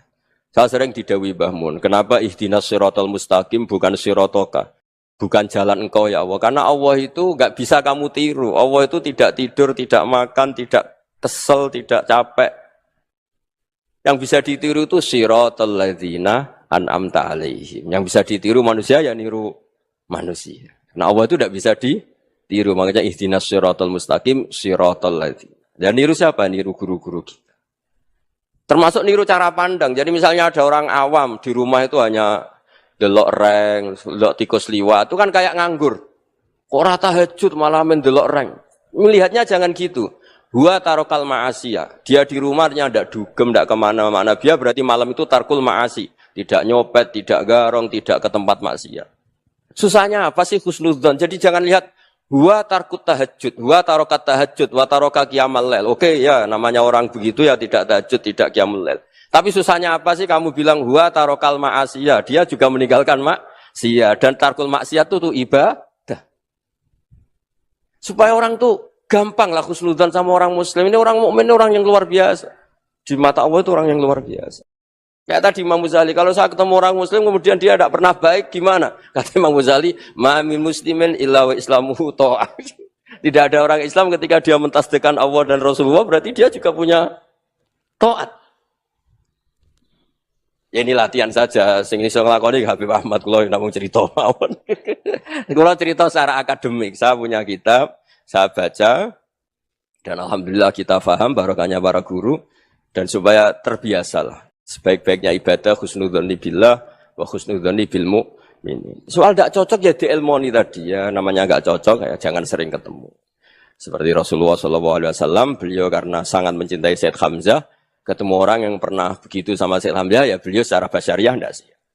Tapi beliau secara cara bahasa sekarang, secara profesional, kalau beliau seorang nabi dan harus menerima tobatnya siapapun, ya diterima. Saya meskipun dengan A, B gak cocok karena dia begini-begini sama saya, tapi saya ingat dia sholat, dia baca sholawat, dia mencintai Rasulullah. Ya kita hormat. Ya soal tidak cocok ya di manage tadi ya. Zuruhiban tas tetkuban. Kalau tidak pati cocok ya jangan sering ketemu bawaannya enak nanti. Ya semuanya itu diilmoni lah. Makanya ngendikane Ma'ruf Al-Qurhi ada yang baca Al-Kharki, mangqala fil yaumi salasa marrat wa marham ummata Muhammad kutiba minal abdal. Karena semangat mencintai siapapun satu hari sering baca marham ummata Muhammad, wa ma asli ummata Muhammad, wa ma tajawaz an ummati Muhammad. Itu mesti kutiba minal abdal. Dia pasti termasuk wali abdal. Maksudnya semangat mencintai. Ya dilatih lah. Misalnya Indonesia Power atau PLN, andai kan tidak ada PLN itu kayak apa? Orang nggak bisa ngaji, tidak bisa aktivitas, ya barokahnya ada PLN, barokahnya jasanya. Kita sadar, tidak semua kebaikan kita ini memenuhi keinginan orang banyak. Orang banyak ingin listrik, ingin saluran apa, dan itu kadang yang mewujudkan orang lain atau kelompok lain.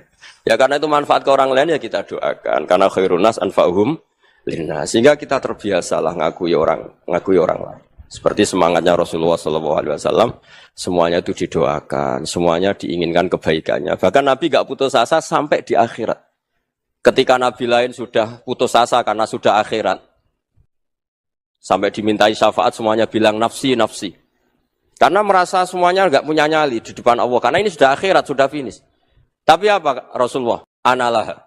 Ya udah, saya sanggup mensyafaati kalian. Terus kata Nabi, fa'atiyal arsya. Saya mendatangi aras, fa'akhiru lahu sajidan, saya sujud.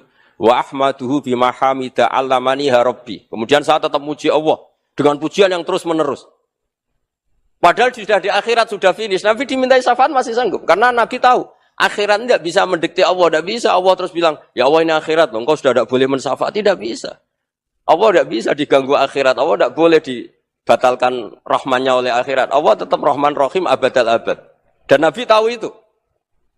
Makanya kata para ulama, fa Muhammadun ahmadu min ghairihi. Jadi Nabi Muhammad namanya dua, yang terkenal. Sebenarnya banyak yang terkenal dua, Muhammad sama Ahmad. Ketika Nabi punya nyali memuji Allah di akhirat atau sudah di akhirat, Itu fa Muhammadun ahmadu min ghairi. Ketika nabi lain sudah tidak punya nyali muji Allah karena sudah akhirat, Nabi Muhammad tetap berani muji Allah di saat seperti itu. Makanya ahmadu di situ kata ulama itu af'al tafdil. Fa Muhammadun ahmadu min ghairi.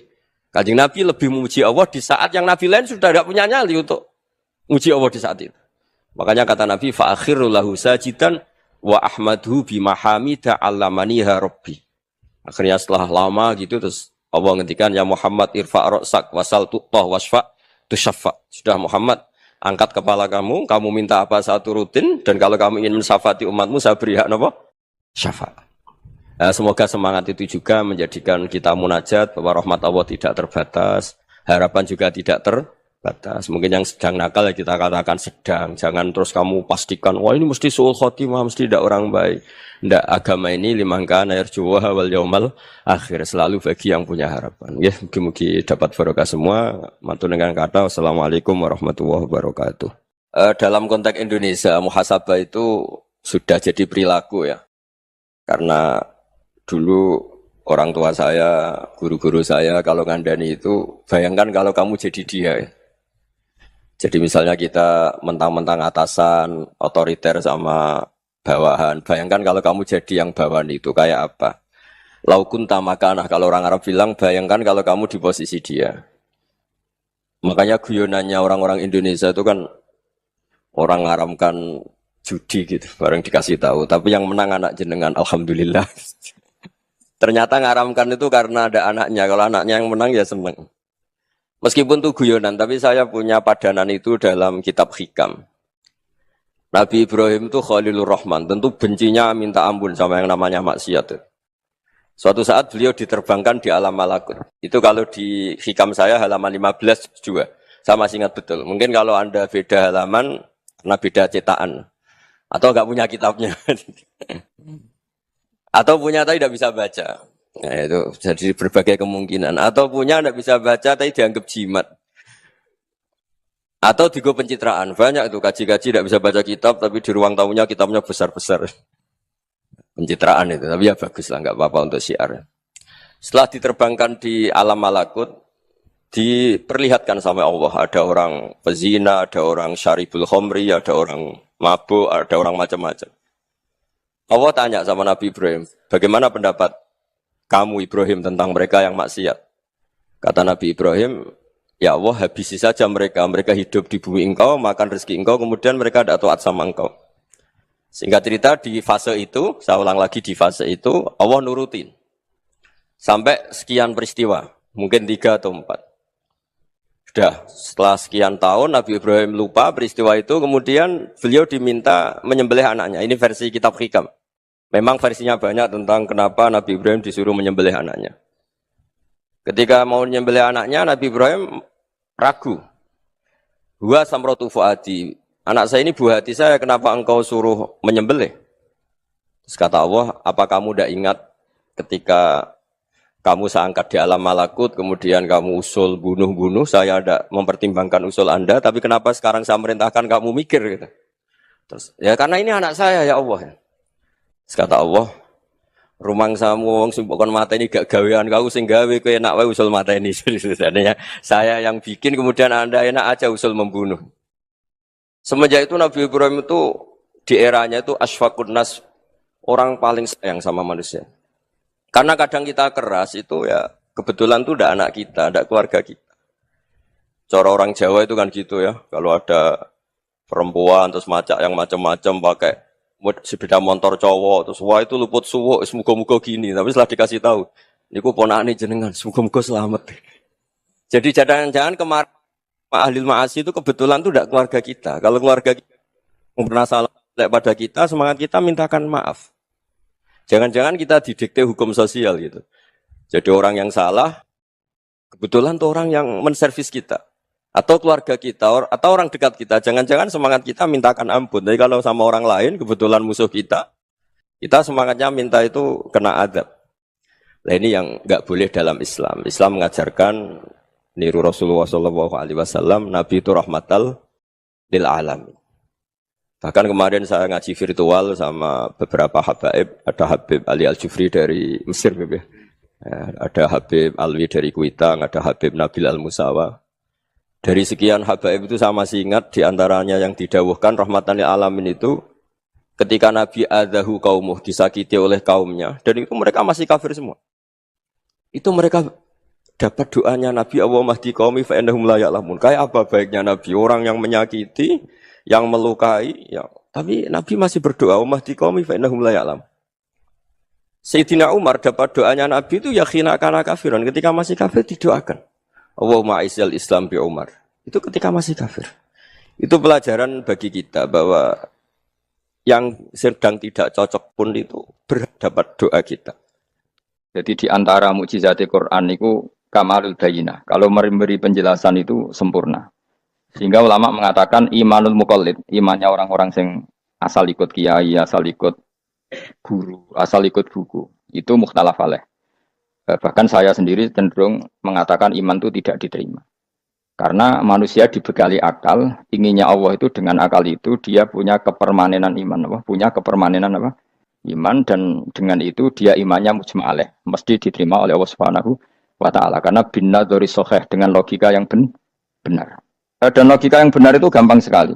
Beberapa ulama tentu tahu sekali, bukan sekedar tahu sekali karena itu diajarkan Allah dan Rasul. Misalnya begini, kata Allah, saya kalau baca ayat-ayat ini itu sering nangis karena Allah yang Tuhan itu sebenarnya tidak butuh kita. Seorang lagi, Allah yang Tuhan itu tidak butuh kita, juga tidak butuh iman kita. Tapi Allah ingin hambanya itu berakal ya, karena agama itu liqaumi yaqilun, sehingga berpikirnya benar. Misalnya gini kata Allah, enggak apa-apa kamu menuhankan selain saya itu enggak apa-apa kata Allah. Enggak apa-apa Yesus kamu katakan Tuhan, enggak apa-apa kamu katakan batu Tuhan, enggak. Tapi tolong prosedur atau persyaratan menjadi Tuhan itu kamu lengkapi, yaitu punya prestasi menciptakan langit dan bumi. Kalau tidak semua surun semen kata Allah, penting urun gitu.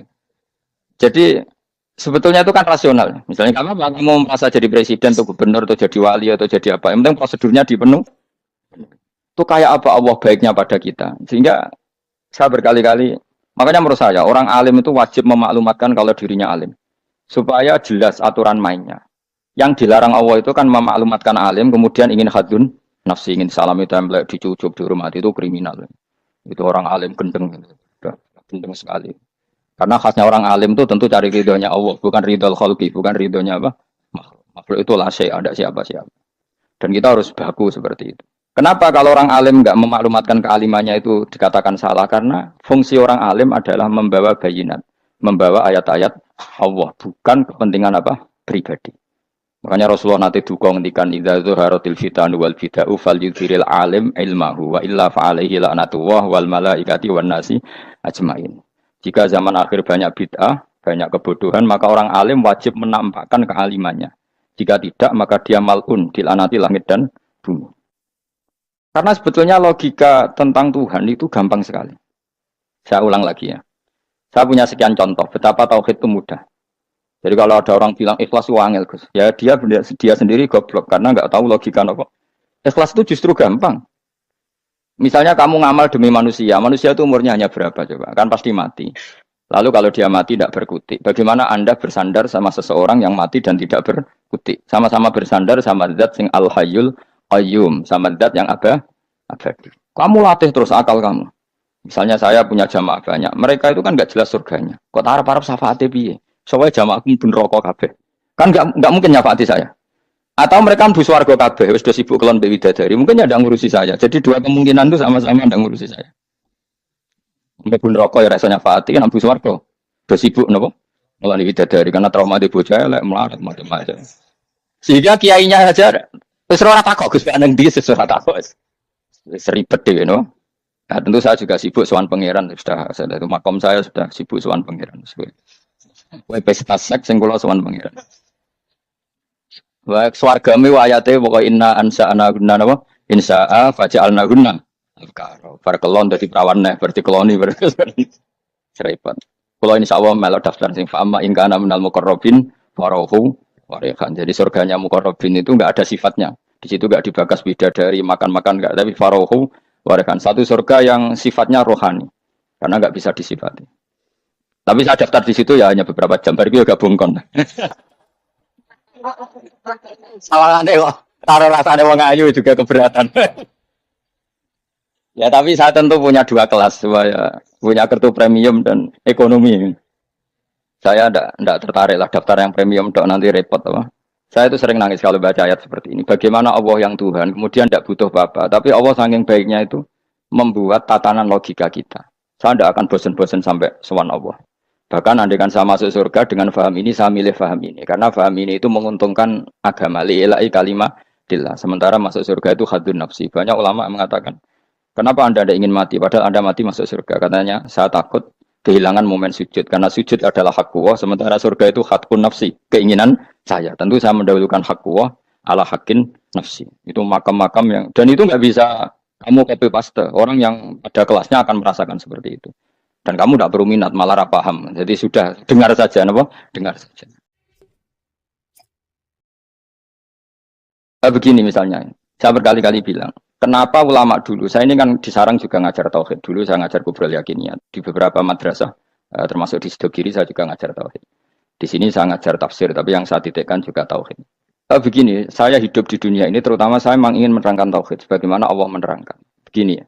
Jubair bin Mut'im, saya tidak bosan-bosan cerita ini. Jubair bin Mut'im itu termasuk dahiyatul Arab, cerdas-cerdasnya orang Arab. Dia ditunjuk sebagai negosiator untuk membebaskan Asra Badrin, tawanan perang Badar yang kalah dan ditawan Rasulullah dan para sahabat. Kemudian harus ditebus dengan uang. Oke, disepakati. Terus singkat cerita Jubair bin Mut'im itu datang ke Madinah. Dulu karena tidak ada hotel, tidak ada penginapan, ya memang nginapnya orang musyrik itu di masjid. Ya sehingga itu lazim saja. Kamu tidak usah jadi liberal kemudian bilang musyrik boleh di masjid, ya tidak perlu seperti itu. Kamu juga gak perlu goblok mengatakan nggak ada ceritanya orang musyrik ngidam di masjid, karena ya ada tarifnya seperti itu. Jadi tidak perlu goblok, ya gak perlu liberal. Paham ya? Kalau kamu bilang wah naono wong musyrik oleh ngidam di masjid, kamu liberal. Padahal konteksnya dulu memang nggak ada hotel. Tapi kamu bilang nggak sama sekali juga goblok, karena sejarahnya pernah ada. Milih goblok apa liberal? Apa milih jelas? Nggak milih aja, ngaco aja. 01 apa 02 apa 00. Milih mana? Goblok, liberal, nggak milih. Nah, ketika Jubair bin Mut'im itu datang, delalah Nabi itu sholat maghrib ngimami. Nabi baca surat Wattur wa kitabim mastur fi rabbim mansur wal baitil ma'mur. Kemudian di pertengahan surat At-Tur itu kan ada ayat yang menurut saya itu sangat bagus. Sehingga di kamar saya, di rumah saya itu tak figur ayat itu. Bahwa kita harus dilatih berpikir. Kata Allah memulai argumentasinya, am khuliqu min ghairi syai'in. Apakah kejadian alam raya ini seisinya tentu diciptakan tanpa sebab? Misalnya begini, alam raya ini kata orang nihilisme atau komunis atau orang-orang paham nihilisme, itu kan dimulai dari ketiadaan. Logika ini kan goblok sekali. Berarti kalau alam ini kadung wujud, kamu kan tahu kan langit bumi sekarang kan wujud. Ya, langit bumi sekarang kan jelas wujud. Berarti logikanya adalah al-adamu yakhluqu makhlukon, sesuatu yang enggak ada menciptakan sesuatu yang itu kan aneh. Di mana-mana al-adam ketiadaan itu tidak mungkin yakhluqu syai'an atau yu'athiru syai'an. Di mana-mana ketiadaan itu tidak mungkin mengefekti sesuatu yang ada. Wong kamu sebut tidak ada itu berarti tidak mungkin bisa berbuat apa. Kamu namanya tidak. Sekarang alam raya ini dimulai dari ketiadaan. Terus kamu simpulkan sesuatu yang enggak ada menciptakan yang ada. Itu gendeng apa enggak? Oh gendeng sarap itu. Orang usah dipatahin wong gendeng sebarno yang mau mati dewi. Jadi makanya Quran menanyakan mereka, am khuliqu min ghairi syai'in. Apa alam yang kadung wujud ini kemudian disebabkan oleh sesuatu yang tidak ada. Lalu kalau sesuatu yang ada pasti diwujudkan oleh yang ada. Nah, karena yang ada ini pencipta harus berstatus super. Nah, super ini oleh ulama disebut wajibil wujud. Maka Allah bersifat super, wujud yang paling prima, yang kausa prima. Karena pencipta, tentu kelasnya harus di atas yang diciptakan. Makanya disebut, ulama dulu menyebut Allah itu apa? Wajibil wujud. Karena pencipta tentu lebih dahulu. Maka harus disifati awal atau qadim. Apa? Awal atau qadim. Kayak apa Allah mendidik kita? Am khuliqu min ghairi syai'in. Terus Allah bilang gini, ya gak apa-apa, yang menciptakan gak saya, gak apa-apa kata Allah. Tapi amhumul khaliqun, kamu saja yang menciptakan, gak apa-apa. Tapi syaratnya kalian juga harus merasa pernah ikut menciptakan langit bumi. Am khalaqus samawati wal ardh. Jadi, gak apa-apa kamu merasa Tuhan, gak apa-apa. Yang penting kamu merasa ikut nembok langit, ikut ngecor apa? Langit. Jadi pokoknya ikut bikin. Terus kata Allah, bala yukinun, kamu tak suruh merasa menciptakan langit bumi, kamu juga gak merasa iya. Memang ya mereka merasa enggak kan. Akhirnya Jubair bin Mut'im saking gak kuatnya. Am khalaqus samawati wal ardh bala yukinun am indahum khuzun. Sama Allah dibombardir seperti itu. Dia datangi Rasulullah, ya Muhammad, logika itu tidak meninggalkan akal saya. Matarok tali akli nasihan. Akal saya habis Muhammad. Saya iman saja. Saya tidak cukup punya logika untuk melawan argumentasi ayat yang kamu baca. Saya iman saja. Terus iman. Makanya kalau ada logika nihilisme bahwa sebelum alam ini adalah ketiadaan, lalu pertanyaannya bagaimana mungkin ketiadaan menciptakan yang ada? Di mana-mana ketiadaan itu la yu'atsiru syai'an wa la yakhluqu syai'an. Jenenge wae tiada. Tiada itu ya enggak ada fungsinya, ya enggak ada efeknya, enggak ada prestasinya. Ya pokoknya namanya enggak ada ya enggak ada. Nah, ini penting saya utarakan. Terus di sini Allah mengulang lagi, enggak apa-apa yang lainnya kamu katakan Tuhan jadi mitra saya enggak apa-apa. Tapi tolong kata Allah, aruni madza khalaqu minal ardi, tunjukkan ke kami prestasi dia ikut bikin bumi. Kita tahu misalnya Yesus, Isa lahir di bumi. Bumi sama Yesus dulu mana? Dulu bumi, dia lahirnya di bumi. Lalu dia melata di bumi, jalan-jalan. Kemudian dia mengatakan ini bumi Tuhannya saya. Jadi bumi kok enak, dhisik aku sih.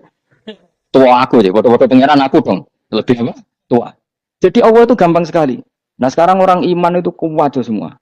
Makanya ndak wali-wali. Imane mbek Allah taklid, njaluke aneh-aneh, njuk bojo ayu, sugih, jabatan. Bela Allah secara hujah aja enggak pernah, sudah minta. Makanya ini kita ini hidup di zaman yang saraf massal. Lho kula njaluk pangeran akeh-akeh kuwi isin. Coba kamu bela Tuhan tuh pernah bela apa? Bela Tuhan tuh gampang dengan argumentasi al-hujjah yang supaya agama ini tamkin fil ard, benar-benar mapan dalam logika. Yaitu tadi di mana-mana yang namanya sebab itu amrun wujudiyun, di mana-mana sebab itu sesuatunya harus wujud. Paling tidak kita sudah menolak nihilisme. Apa? Nah, nihilisme. Lah wujud karena wujud awal harus berstatus prima. Lah prima itu dalam bahasa ulama disebut wajibil wujud. Makanya ulama dulu ngelatih kita itu pertama Allah itu siapa? Zat sing wajibil wujud. Itu satu filosofi yang luar biasa. Nah, kemudian setelah itu ada setan-setan kecil yang nganggur, yang iseng. Nah itu nggak usah kamu perhatikan. Tinggal delok TV, ngopi, terus tinggal nyate kelata. Enggak saya tamak, pingsan dewe. Sokor-sokor stres dewe. Dugaan saya setan saya gue pingsan, kurang gizi. Karena memang setelah itu setan juga udah gini. Lalu sebelum Allah jangan-jangan ada wujud yang lain. Jangan. Lalu Allah sendiri awal mulanya gimana? Kata Nabi, jika ada pertanyaan seperti itu kamu harus berhenti. Tinggal delok TV atau tinggal penting aja delok dangdutan. Ya kalau kepeksa apa-apa, ngomong kelas semai. Saya ada menghalalkan tapi kan sudah kamu lakukan. Karena itu lebih baik ketimbang pertanyaan filsafat. Banyak orang yang dulu sholat ketika sekolah filsafat tidak sholat. Alasannya sampai menemukan jati diri itu Tuhan. Dan itu bahaya sekali karena Nabi berkali-kali bilang kamu jangan mikir tentang Allah pasti rusak. Orang kok mungkin rusak dari Nabi pasti rusak. Nah cara menghentikan gimana? Karena setan ini makhluk. Akal-akalannya gampang. Tadi tak warai. Saya sebagai ulama atau sebagai manusia atau sebagai orang awam atau sebagai siapa saja. Kadang ada pertanyaan seperti itu. Tak tinggal anggeling darmo. Kan pusing setan. Ini kan ngenteni. Weh, ngenteni bar lo anggeling darmo. Bariku aku lesu mangan mie. Bar mangan mie waret turu. Kan dia ngenteni terus mau bikin was-was lagi. Ternyata saya sibuk kan enggak bisa masuk deh. Bangun tidur aku selali pertanyaan tadi. Dinteni. Nah, dia masuk lagi aku sibuk ngajak anak jalan-jalan. Jadi saya kalau jalan-jalan di pasar itu wis enteni santai wae. Itu memang resep dari Rasulullah. Jangan sampai orang terjebak filsafat yang sampai menanyakan eksistensi Tuhan. Dan dia tidak mau iman, tidak mau sholat, tidak mau puasa sampai menemukan Tuhan itu siapa. Itu jelas minas syaitonir rajim, itu perilaku setan. Makanya Rasulullah setiap ditanya sahabat gitu itu Nabi guyu-guyu. Dan guyunya Nabi itu kata Nabi, baguslah kalau kamu takut Tuhan kalah kata Nabi. Nabi gojok gitu. Maka ada ulama yang punya seni berargumentasi yaitu Imam Ghazali. Jika setan tanya kamu lalu sebelum Allah jangan-jangan ada wujud yang sebelum Allah. Kata Imam Ghazali, ya itu saja yang Tuhan. Yang Allah ini enggak jadi Tuhan. Ya berarti wujud sebelum Allah itu yang benar-benar Allah. Kalau kamu bayangkan lagi, jangan-jangan sebelum itu ada wujud lagi. Ya itu saja yang benar-benar Allah. Sehingga tetap Allah itu menang terus. Paham ya? Yang jelas jangan sampai didahului Adam. Karena kalau didahului Adam lebih ngeri lagi. Karena sesuatu yang enggak ada menciptakan yang ada. Itu lebih buruk lagi menurut akal. Menurut apa akal? Nah, daripada kamu nggak salim Imam Ghazali, tinggal saja ndelok tadi ndelok sinetron. Itu yang lucu aja. Tidak sing lucu-lucu. Ndelok apa mencari Tuhan. Pokoknya saya aneh-aneh, saya goblok-goblok, sing lucu-lucu. Sing perane wong apa? Lha saya sering diprotes saya. Gus salim jenengan kok sering ndelok sinetron sing ana dialog yang goblok-goblok. Wong goblok itu menarik cara kula. Apa ya? Cara pandangnya di luar dugaan saya karena kula berkali-kali loh kalah wong goblok. Makanya. Ini tak cerita nih beberapa kali yang cari Gus Wak cerdas berkali-kali kalau sampai goblok. Ada seorang santri itu ingin dibelikan bapaknya itu sepeda motor. Bapaknya wong desa, senengane ngrumat sapi wedhus. Menurut saya ya orang tuanya itu mampu lah, sangat mampu untuk beli itu. Pak mbok ditukokno mawon wong sepeda. Kata bapaknya, "Anakku nujug mondok apa goblok, Gus." Wong jaluk kok sepeda motor, jaluk mobil ora yo goblok. Lah kok goblok, Pak? Jenenge donya iku Gus, sing lahirno donya kok sapi ku ndek anak, wedhus ndek anak jenenge donya. Di mana-mana jenenge donya sing lahirno donya. Iki donya kok mangan donya. Mergo motor iki kan tuku bensin, mobil. Iku cara dekne iku goblok Gus. Paten berarti kabeh kiai goblok perkarane tuku donya sing ngenteno donya. Cara dekne donya iku sing lahirno donya. Paten kok pinter iki. Untungnya saya ini ulama ya, ahli tafsir ya malu. Saya kalah itu ya malu.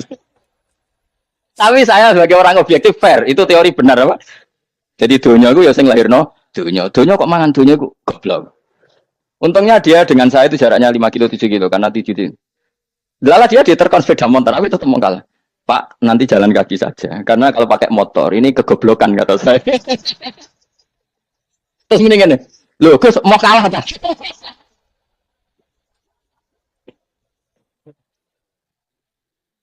Kaca. Singkat cerita dia bersikeras nggak mau beliin sepeda motor anaknya karena di mana-mana dunia itu sing lahirno dunia nggak boleh dunia kok mangan. Ini satu kegoblokan yang agak ilmiah tadi.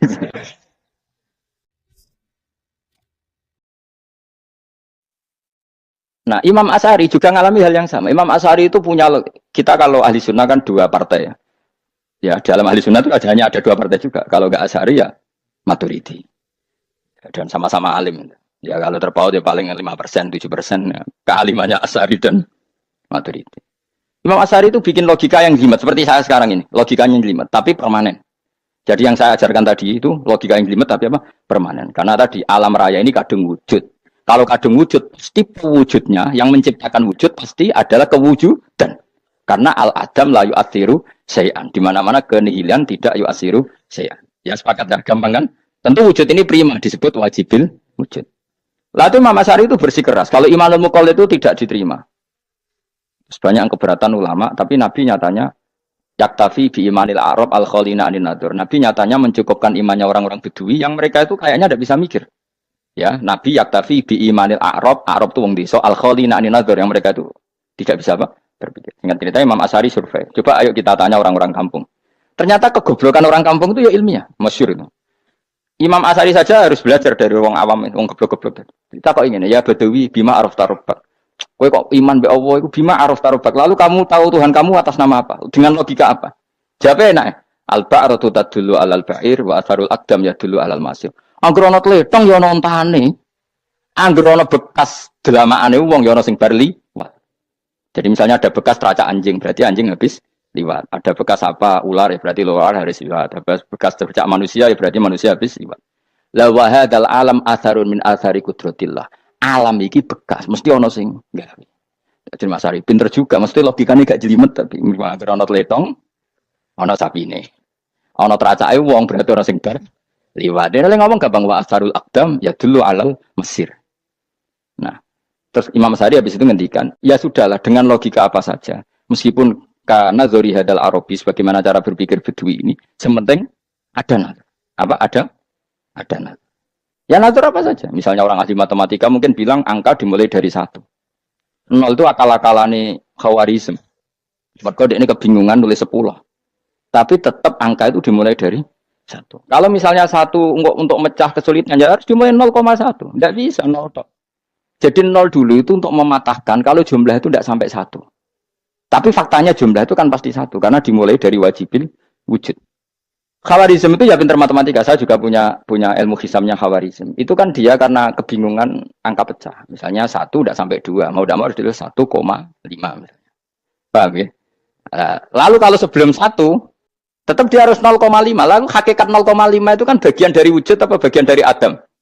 Tetap bagian dari wujud. Jadi 0,5 itu kan khayal kuliah. Tak warai ya. Mungkin saya ada ahli matematika ala wong kampus, tapi saya tahu kan ala Islam itu lebih gampang. Misalnya gini. Sesuatu itu kadang kamu putuskan itu satuannya 1. Tentu ketika separuh kamu katakan baru separuh. Tapi sebetulnya ketika satuan itu kamu katakan 10, yang separuh itu sudah 5. Itu kan terserah sing bagi, no? Terserah sing bagi. Ya iya dong, misalnya 1 juta, 5-nya artinya apa coba? 500.000 kan. Sekarang kalau 100.000, 5-nya jadi berapa? 50. Kalau 1,5 jadi. Nah itu kan terserah satuannya apa? Tapi tetap dari 0,5 itu tetap menunjuk sesuatu yang wujud. Yaitu 5-nya sebetulnya apa? 5 yang separuh tadi. Paham sih kalau maksud? Tetap nggak bisa sesuatu dimulai dari apa? 0. Nah, makanya kata Abdul Hamid Khan kalau dalam mendidik tauhid, itu gampang saja tadi. Alam raya ini kadung maujud, kalau kadung maujud pasti disebabkan oleh sesuatu yang wujud. Karena wujud pencipta harus berstatus prima. Lah prima ini atau premium ini kita sifati wajibil wujud. Atau kamu katakan apalah kausa prima atau musabibul asbab. Nah kelirunya kita dalam berislam itu, kritiknya para ulama, kita ini nyebut Allah dulu baru menceritakan status Allah. Kalau zaman Nabi itu dibalik. Status wajibil wujud itu kita terangkan dulu, baru yang oleh Islam itu namanya Allah. Paham ya? Kan beda, misalnya gini logikanya gini, kamu ketemu orang ateis. Saya ulang lagi, kamu ketemu orang ateis, terus kamu ditanya, lalu alam ini yang menciptakan siapa? Allah Jalla Jalaluh. Mesti kan tanya, man huwa Allah? Allah itu siapa? Kalau dulu Islam mengajarkan enggak gitu. Surat pertama turun apa coba? Iqra. Iqra itu kan nyebut kata Allah. Iqra bismi rabbika. Rabbika itu siapa? Alladzi khalaq. Sebutlah nama Tuhan. Yang berhak menyandang Tuhan adalah zat yang pencipta. Itu tidak ada kata Allah. Di surat Mudatsir, surat kedua. Ya ayyuhal mudatsir kum fa'anzir wa rabbaka fakabbir. Bukan Allah yang fakabbir, wa rabbaka fakabbir. Sehingga cara berpikir gini dibalik. Sebutlah Tuhan kamu. Tuhan itu siapa? Yang berstatus Tuhan adalah zat yang berstatus pencipta. Lalu pencipta ini oleh Islam dinamai Allah. Kalau orang ateis kamu langsung bilang Allah, man huwa Allah. Berarti pertanyaannya Allah itu siapa? Lalu kamu jelaskan Allah adalah pencipta. Allah adalah wajibil wujud. Tentu lebih gampang kamu terangkan. Makanya Al-Qur'an menerangkan amukholiku min ghairi syai'in. Manane di sini manane ya Allah? Apa? Allah. Apakah mereka diciptakan tanpa pencipta? Tentu setelah Islam tahu itu namanya siapa? Paham ya? Kalau balen malih. Jadi sebetulnya Quran itu ngajari kita itu ilmu mantek yang luar biasa. Misalnya ya Yuhanna su'budu siapa? Rabbakumul ladzi khalaqakum walladzina min qablikum. Sembahlah Tuhan. Tuhan itu siapa? Pencipta kamu dan pencipta orang-orang sebelum kamu. Lalu Tuhan ini oleh Islam dinamai. Tapi kalau langsung kamu bilang ke orang ateis atau orang Uni Soviet, Allah itu Tuhan. Allah itu siapa? Sebab itu di beberapa ayat dijelaskan dulu status Allah. Sifatnya Allah, keakhasan Tuhan. Yang dikatakan Tuhan adalah zat pencipta. Kalau tidak pencipta berarti tidak Tuhan. Sekarang Yesus pencipta bumi apa enggak? Enggak, karena dia lahir sudah di bumi. Begitu juga Fir'aun. Fir'aun itu kalah telak sama Nabi Musa ya gara-gara logika ini. Ketika Nabi Musa ditanya Fir'aun, "Wa ma rabbul alamin?" Lalu Tuhan itu siapa? Kata Musa, "Rabbus samawati wal ardi." Yang menuhani langit dan bumi. Jadi Fir'aun, "Enggak, ma'alim tulakum min ilahin wa irisa." Jalan-jalan kemana-mana yang dikatakan Tuhan oleh masyarakat saya kok. Kurang ajar Fir'aun. Terus kata Musa, "Ya Tuhanku yang di langit." Terus manggil Haman Mesir, "Ya Haman ibn li surkhal ali abluhul asbab samawati fa'attali ila ilahi Musa." Haman, bikinan saya piramida yang tinggi. Aku akan lihat Tuhannya Musa. Ada enggak di sana? Padahal misalnya munggah tenan di pangeran ra iso didelok kan repot Nabi Musa. Wah payah ya, nggak piramida nginceng pangeran teprak ketok kan. Akhirnya Musa pakai logika. Ya sudah gini saja. Rabbukum wa rabbu abaikumul awwalin. Yang menuhani nenek moyang kamu yang dulu-dulu. Mau itu langsung fabuhita Fir'aun. Fir'aun tuh kaget sekaget-kagetnya. Dan para penggawa Fir'aun sadar. Wah kalau Fir'aun yang Tuhan, babanya tanpa Tuhan. Kan Tuhannya balita kan gitu kira-kira. Yuk Tuhannya balita. Tuhannya barulah. Itu kan jadi logika yang mematikan. Kalau Fir'aun Tuhan berarti babanya dulu yang wujud itu tanpa Tuhan. Karena Tuhannya barulah. Ini ada Tuhan kok datang terlambat ini kan. Akhirnya para penggawanya Fir'aun iman. Macam gendeng ya, Fir'aun itu gendeng. Itu pentingnya logika. Rabbukum wa rabbu abaikumul awwalin. Nah sekarang orang tuh gak belajar logika. Iman bi Allah orang mantep ning ati, ijek iso digunjang setan, jalukane wis aneh-aneh. Jaluk swarga, jaluk gak mutu cara ngono. Gak mutu. Makanya banyak wali kalau ditanya, kamu masuk surga sama sholat milih mana? Milih sholat. Kenapa milih sholat? Di surga itu demi khadun nafsi saya, poya saya. Tapi kalau saya sholat itu untuk hakku. Saya sebagai hamba, identitas kesejatian saya adalah menghamba. Soal nanti Allah bikin bonus surga silahkan. Maka sebenarnya masuk surga itu ada urutannya. Sebagai orang alim saya urutannya adalah berkampanye sesering-seringnya membuat logika supaya orang mudah ke Allah dan Rasul. Makanya di Quran tuh gak ada orang disuruh masuk surga dulu itu ya Tuhan nafsul mutmainnah irji'i ila rabbiki. Kamu kembali ke Tuhan kamu dulu. Bahwa kamu makhluk yang butuh Tuhan. Fadkhuli fi ibadi. Kamu masuklah berstatus hamba dulu. Kesestatusan Anda sebagai hamba ini matangkan dulu. Bahwa saya ini hamba. Dibuktikan dengan suka sujud, suka ngamal, suka sedekah, suka tawadhu. Saya sebagai orang alim sebenarnya nggak suka mulang. Karena takut. Nak kue pinter kok nyanyi aku, nak goblok sawangannya metodeku gagal. Kan dua-duanya ini merugikan saya sebetulnya. Saya ulang lagi ya, nak pinter kayak nyanyi aku. Kan ya mungkin juga, senajan rodok mokal mungkin.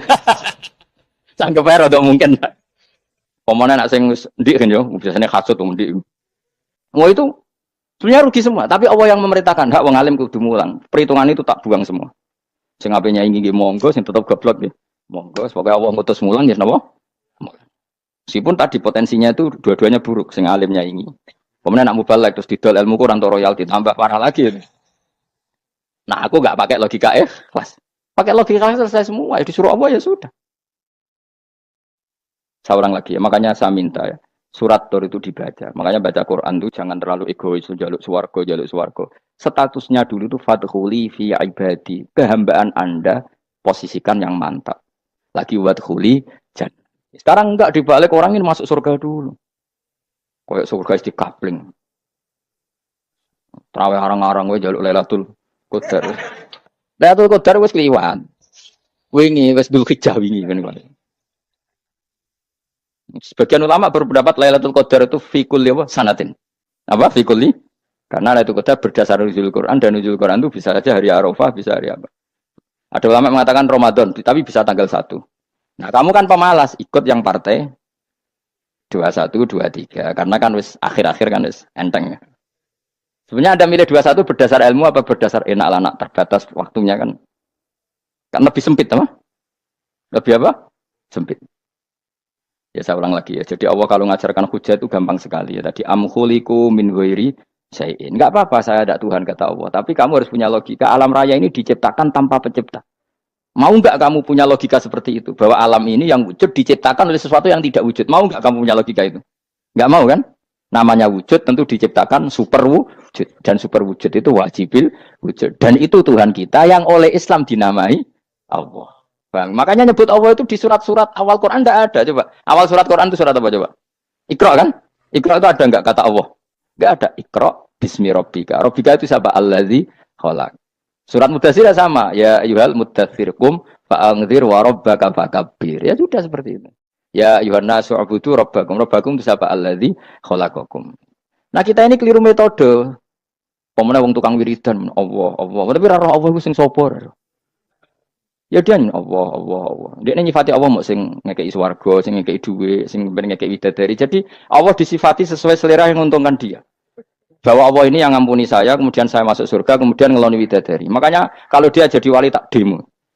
Tak laporkan MK. Tolong. Karena ini wali pecundang. Bagaimana mungkin calon wali pikirannya khadun nafsi. Kalau lama gak gitu, mendikan Allah itu zat paling penting di dunia. Maka akan saya maklumatkan di dunia bahwa orang kembali ke Allah. Caranya gimana? Akan saya kenalkan Allah lewat logika. Caranya apa? Kita sifati wajibil wujud. Kita sifati rabbukum wa rabbu abaikumul awwalin. Dengan sifat-sifat yang semuanya mengarah ke dikjayaan Allah Subhanahu wa taala. Iku jenenge bener-bener ulama. Iku disebut bal wa ayatum bayyinatun fi suduril ladzina utul ilm. Makanya ulama itu orang yang luar biasa sampai disebut inna wa yakhshawaha min ibadil ulama. Ahli ibadah itu rapati wedi pangeran. Masuk wiridan istighfar nangis rapati wedi pangeran, gayane tok nangis. Karena sebenarnya dia nangis wedi ra mlebu swarga. Bersuarga gak isong loni. Dari itu aja orientasinya itu. Makanya benar Kanjeng Nabi nak gojlok orang alim satu itu lebih utama dibanding 1000 ahli ibadah. Bahkan Nabi pernah ngendikan sangat ekstrim. Fadlul alim alal abid kafadli ala adnakum kata Nabi. Keutamaan orang alim dibanding ahli ibadah itu sebagaimana kelas saya kata Nabi dibanding kelas terendah kalian. Padahal Nabi dengan Abu Bakar saja jaraknya sangat jauh. Itu kata Nabi fadlul alim alal abid kafadli ala adnakum. Keutamaan orang alim dibanding orang abid sebagaimana keutamaan saya dibanding sahabat paling rendah. Karena tadi abid itu ada oportunisnya. Tapi kamu jangan benci abid loh. Karena kamu ya orang alim orang abid. Saya saja yang kritik, saya yang tanggung jawab di depan Allah. Orang abid itu kadang kan wiridan nganti nangis, pikirannya apa coba? Wis rasakno mungkin apa wiridan pikiran aja di sepuro dosane, terus apa kan? Mlebu swarga, terus apa gene swarga aku takut. Aku takut, ayo, saya ngapain bersuarga, apa kegiatan? Rencana pertama ya, Om. Gak usah munafik, biasa, weh. Mau inna ansa'na apa? Insya ayo kalau ada jujur apa jujur. Bandingkan kalau orang alim. Orang alim itu ketika nyebut Allah itu iri ya Allah. Kenapa di dunia ini ada makhluk lain yang menandingi engkau? Saya tidak ridho. Kenapa di dunia ini ada syarik orang yang dimitrakan seperti engkau? Maka orang-orang alim ini ingin memaklumatkan bahwa la syarika lak, labbaika wa huma lak, baiklah syarika lak, innal hamda wa ni'mata laka wal mulka la syarika lak. Sehingga para nabi itu memaklumatkan itu. Engkau saja yang Tuhan ya Allah. Semua nikmat dari engkau, semua kepemilikan ini milik engkau. La syarika lak, baik. Dimaklumatkan ke dunia. Innal hamda wa ni'mat itu dimaklumatkan. Enggak ada kepikiran mereka masuk surga. Karena mereka ingin memaklumatkan bahwa Allah ini yang Tuhan. Sama tak ceritani Nabi Ibrahim dari Khalilur Rahman, rumang samu kakan wiridan kaya kowe ndak. Wiridannya Nabi Ibrahim sama-sama mungkin banyak sampean. Karena sampean banyak kepentingan tadi. Wali-wali dulu kalau wiridan itu tidak sebanyak sampean ndak. Tak jamin ndak. Pemene maca lelo ping 10.000 ndak biasa wiridannya. Tapi khosyahnya sama Allah luar biasa. Pertama Nabi Ibrahim diangkat jadi khullah. Khullah itu ya Khalilur Rahman itu. Itu dia wiridannya gini. Ya Allah, innahu la yahzununi alla ara ahadan fil ghairi ya'buduka ghairi. Alla ara ahadan fil ardi ya'buduka ghairi. Sama saya hafal tadi. Memang saya hafalkan. Ya Allah, saya ini susah sekali. Kenapa zat sepenting engkau, kemudian yang menyembah engkau hanya saya? Ini tidak fair. Makhluk yang enggak penting saja punya umat. Makhluk-makhluk yang enggak penting aja jadi pusat perhatian. Misalnya artis atau presiden atau gubernur atau tokoh, semuanya jadi presiden. Padahal semuanya itu makhluk yang enggak sepenting engkau. Ini zat yang sepenting engkau. Kemudian yang tahu kalau engkau penting hanya saya, ini tidak fair. Nangis dan nangis. Ini tidak fair. Innahu la yahzununi alla ara ahadan fil ardi ya'buduka ghairi. Saya ini susah Gusti, susah sesusahnya. Zat sepenting engkau. Kemudian yang tahu kalau engkau penting itu hanya saya. Wah ini tidak fair. Loh, coba kalau orang mencintai sesuatu kan gitu. Misalnya kita bojo ayu, kemudian wong liya kabeh darane elek, ki mangkel ora? Mangkel gak? Kamu beli Alphard. Kamu kira itu mobil mewah. Kemudian orang nyejajarkan podo bek carry, mangkel gak? Semua kenikmatan tuh kita nikmat karena itu diakui ya gak? Wes gunanya apa kayak di Alphard gawe ning Gunung Kidul. Terus wong darani ngono iku podo bek carry ya mbek kejangke mangkel ora kira-kira. Enggak penting mewahnya ini tetap butuhnya pengakuan. Coba misalnya kamu jadi presiden hidup di dunia orang sufi. Sing darane wong penting wong saleh ahli sujud ora kakuat iki. Kita teko di Barnos. Dihormati situ hanya orang apa saleh. Kakuat gak? Oh kakuat gak? Atau kowe dadi artis top teko ning daerah Gunung Kidul mung desa-desa terus diundang lek. Mangkel kae. Lah bayangno.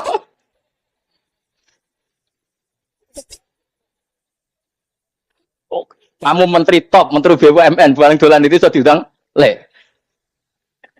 Matus walang le ngono. Semua kan. Karena orang keren itu butuh pengakuan apa? Wes misalnya di bojo ayu terus wong yo kabeh darane elek ki mangkel gak? Sebetulnya orang merasa nikmat itu karena pengakuan. Bayangkan andaikan orang itu melihat Alphard itu tidak wow. Orang punya Alphard gagah enggak? Oh enggak gagah kalau orang lain enggak bilang apa? Oh. Mau misalnya di Gunung desa terus orang desa nganggap kamu model tepak terus saya mau badhe numpang wedhus kula angsal Pak. Gak atletik. Habis kan. Makanya branded itu harus dimaklumatkan. Nah itu bayangkan Nabi Ibrahim. Zaman itu ada Raja Namrud yang dipuja-puja, ada orang kaya dipuja-puja. Kemudian engkau yang Tuhan, pemilik langit bumi, enggak ada muja-muja engkau ini enggak fair ya Allah. Nangis. Orang kok kowe eling pangeran saja nih, swarga Gusti. Dasar gak bakat wali. Terus saya itu pernah kangen Nabi Ibrahim itu sampai nangis dan itu saya tidak berdoa. Semua yang terkait Nabi Ibrahim itu saya baca, mulai surat Quran, tafsir tentang Ibrahim. Dan sampai saya di Kudiro di Takdir Allah pernah ziarah ke makamnya Nabi Ibrahim. Itu saya hampir gak pernah doa. Saya isek. Ya karena tadi ketika Nabi Ibrahim nangis-nangis gitu, ya Allah ini tidak fair. Engkau zat terpenting di alam raya ini, kemudian nggak ada yang menuhankan engkau, nggak ada yang merhatikan sama ini, tidak fair. Susah sekali, karena yang tahu engkau Tuhan itu saya. Masyhur itu sama Allah. Karena Ibrahim nangis itu, terus sama Allah diterbangkan ke langit. Itu disebut wakadzalika nuri Ibrahim malakutas sama Allah. Di langit ada jutaan malaikat sujud, jutaan malaikat rukuk, jutaan malaikat baca tasbih. Nabi Ibrahim, oke Gusti kalau gini ya benar, ini baru benar kata gitu. Makanya terus Allah dengan keangkuhannya, karena Allah punya sifat angkuh dan itu sah walahul kibriya, kan sifat angkuh baik untuk Allah tapi tidak baik untuk makhluknya, dan Allah dengan sifatnya walahul kibriya. Kata Allah, kalau nasihati para nabinya, kamu tidak usah susah. Jika di bumi jarang orang nyembah saya. Innalladzina 'inda rabbika yusabbihuna lahu bil-laili wan nahar wa hum la yasamun. Kamu tenang saja. Orang yang di sana di langit-langit itu maksudnya para malaikat itu bertasbih siang dan malam. Wa hum la yasamun dan mereka tidak berhenti-henti, tidak bosan-bosannya bertasbih. Jadi Nabi itu baru terhibur kalau yang diidolakan itu keren. Itu Nabi, itu wali kutub, itu wali. Kamu enggak nyebut Allah itu. Sebenarnya kamu kan enggak ingin kan bangun malam ingat Allah. Berhubung utamu akeh. Terus Allah mbok libatno, mbok penyaur kan sebenarnya itu. Kamu ingin jadi bupati, sebenarnya kamu enggak kangen Allah. Kamu ingin jadi bupati. Terus Allah mbok jak koalisi kan gitu. Terus malam-malam Allah, ya Allah ini hambamu ya Allah minta. Sebenarnya kamu kangen Allah apa kangen keinginan kamu? Terlalu menyindir banyak orang ya. Maksudnya ini cerita saja.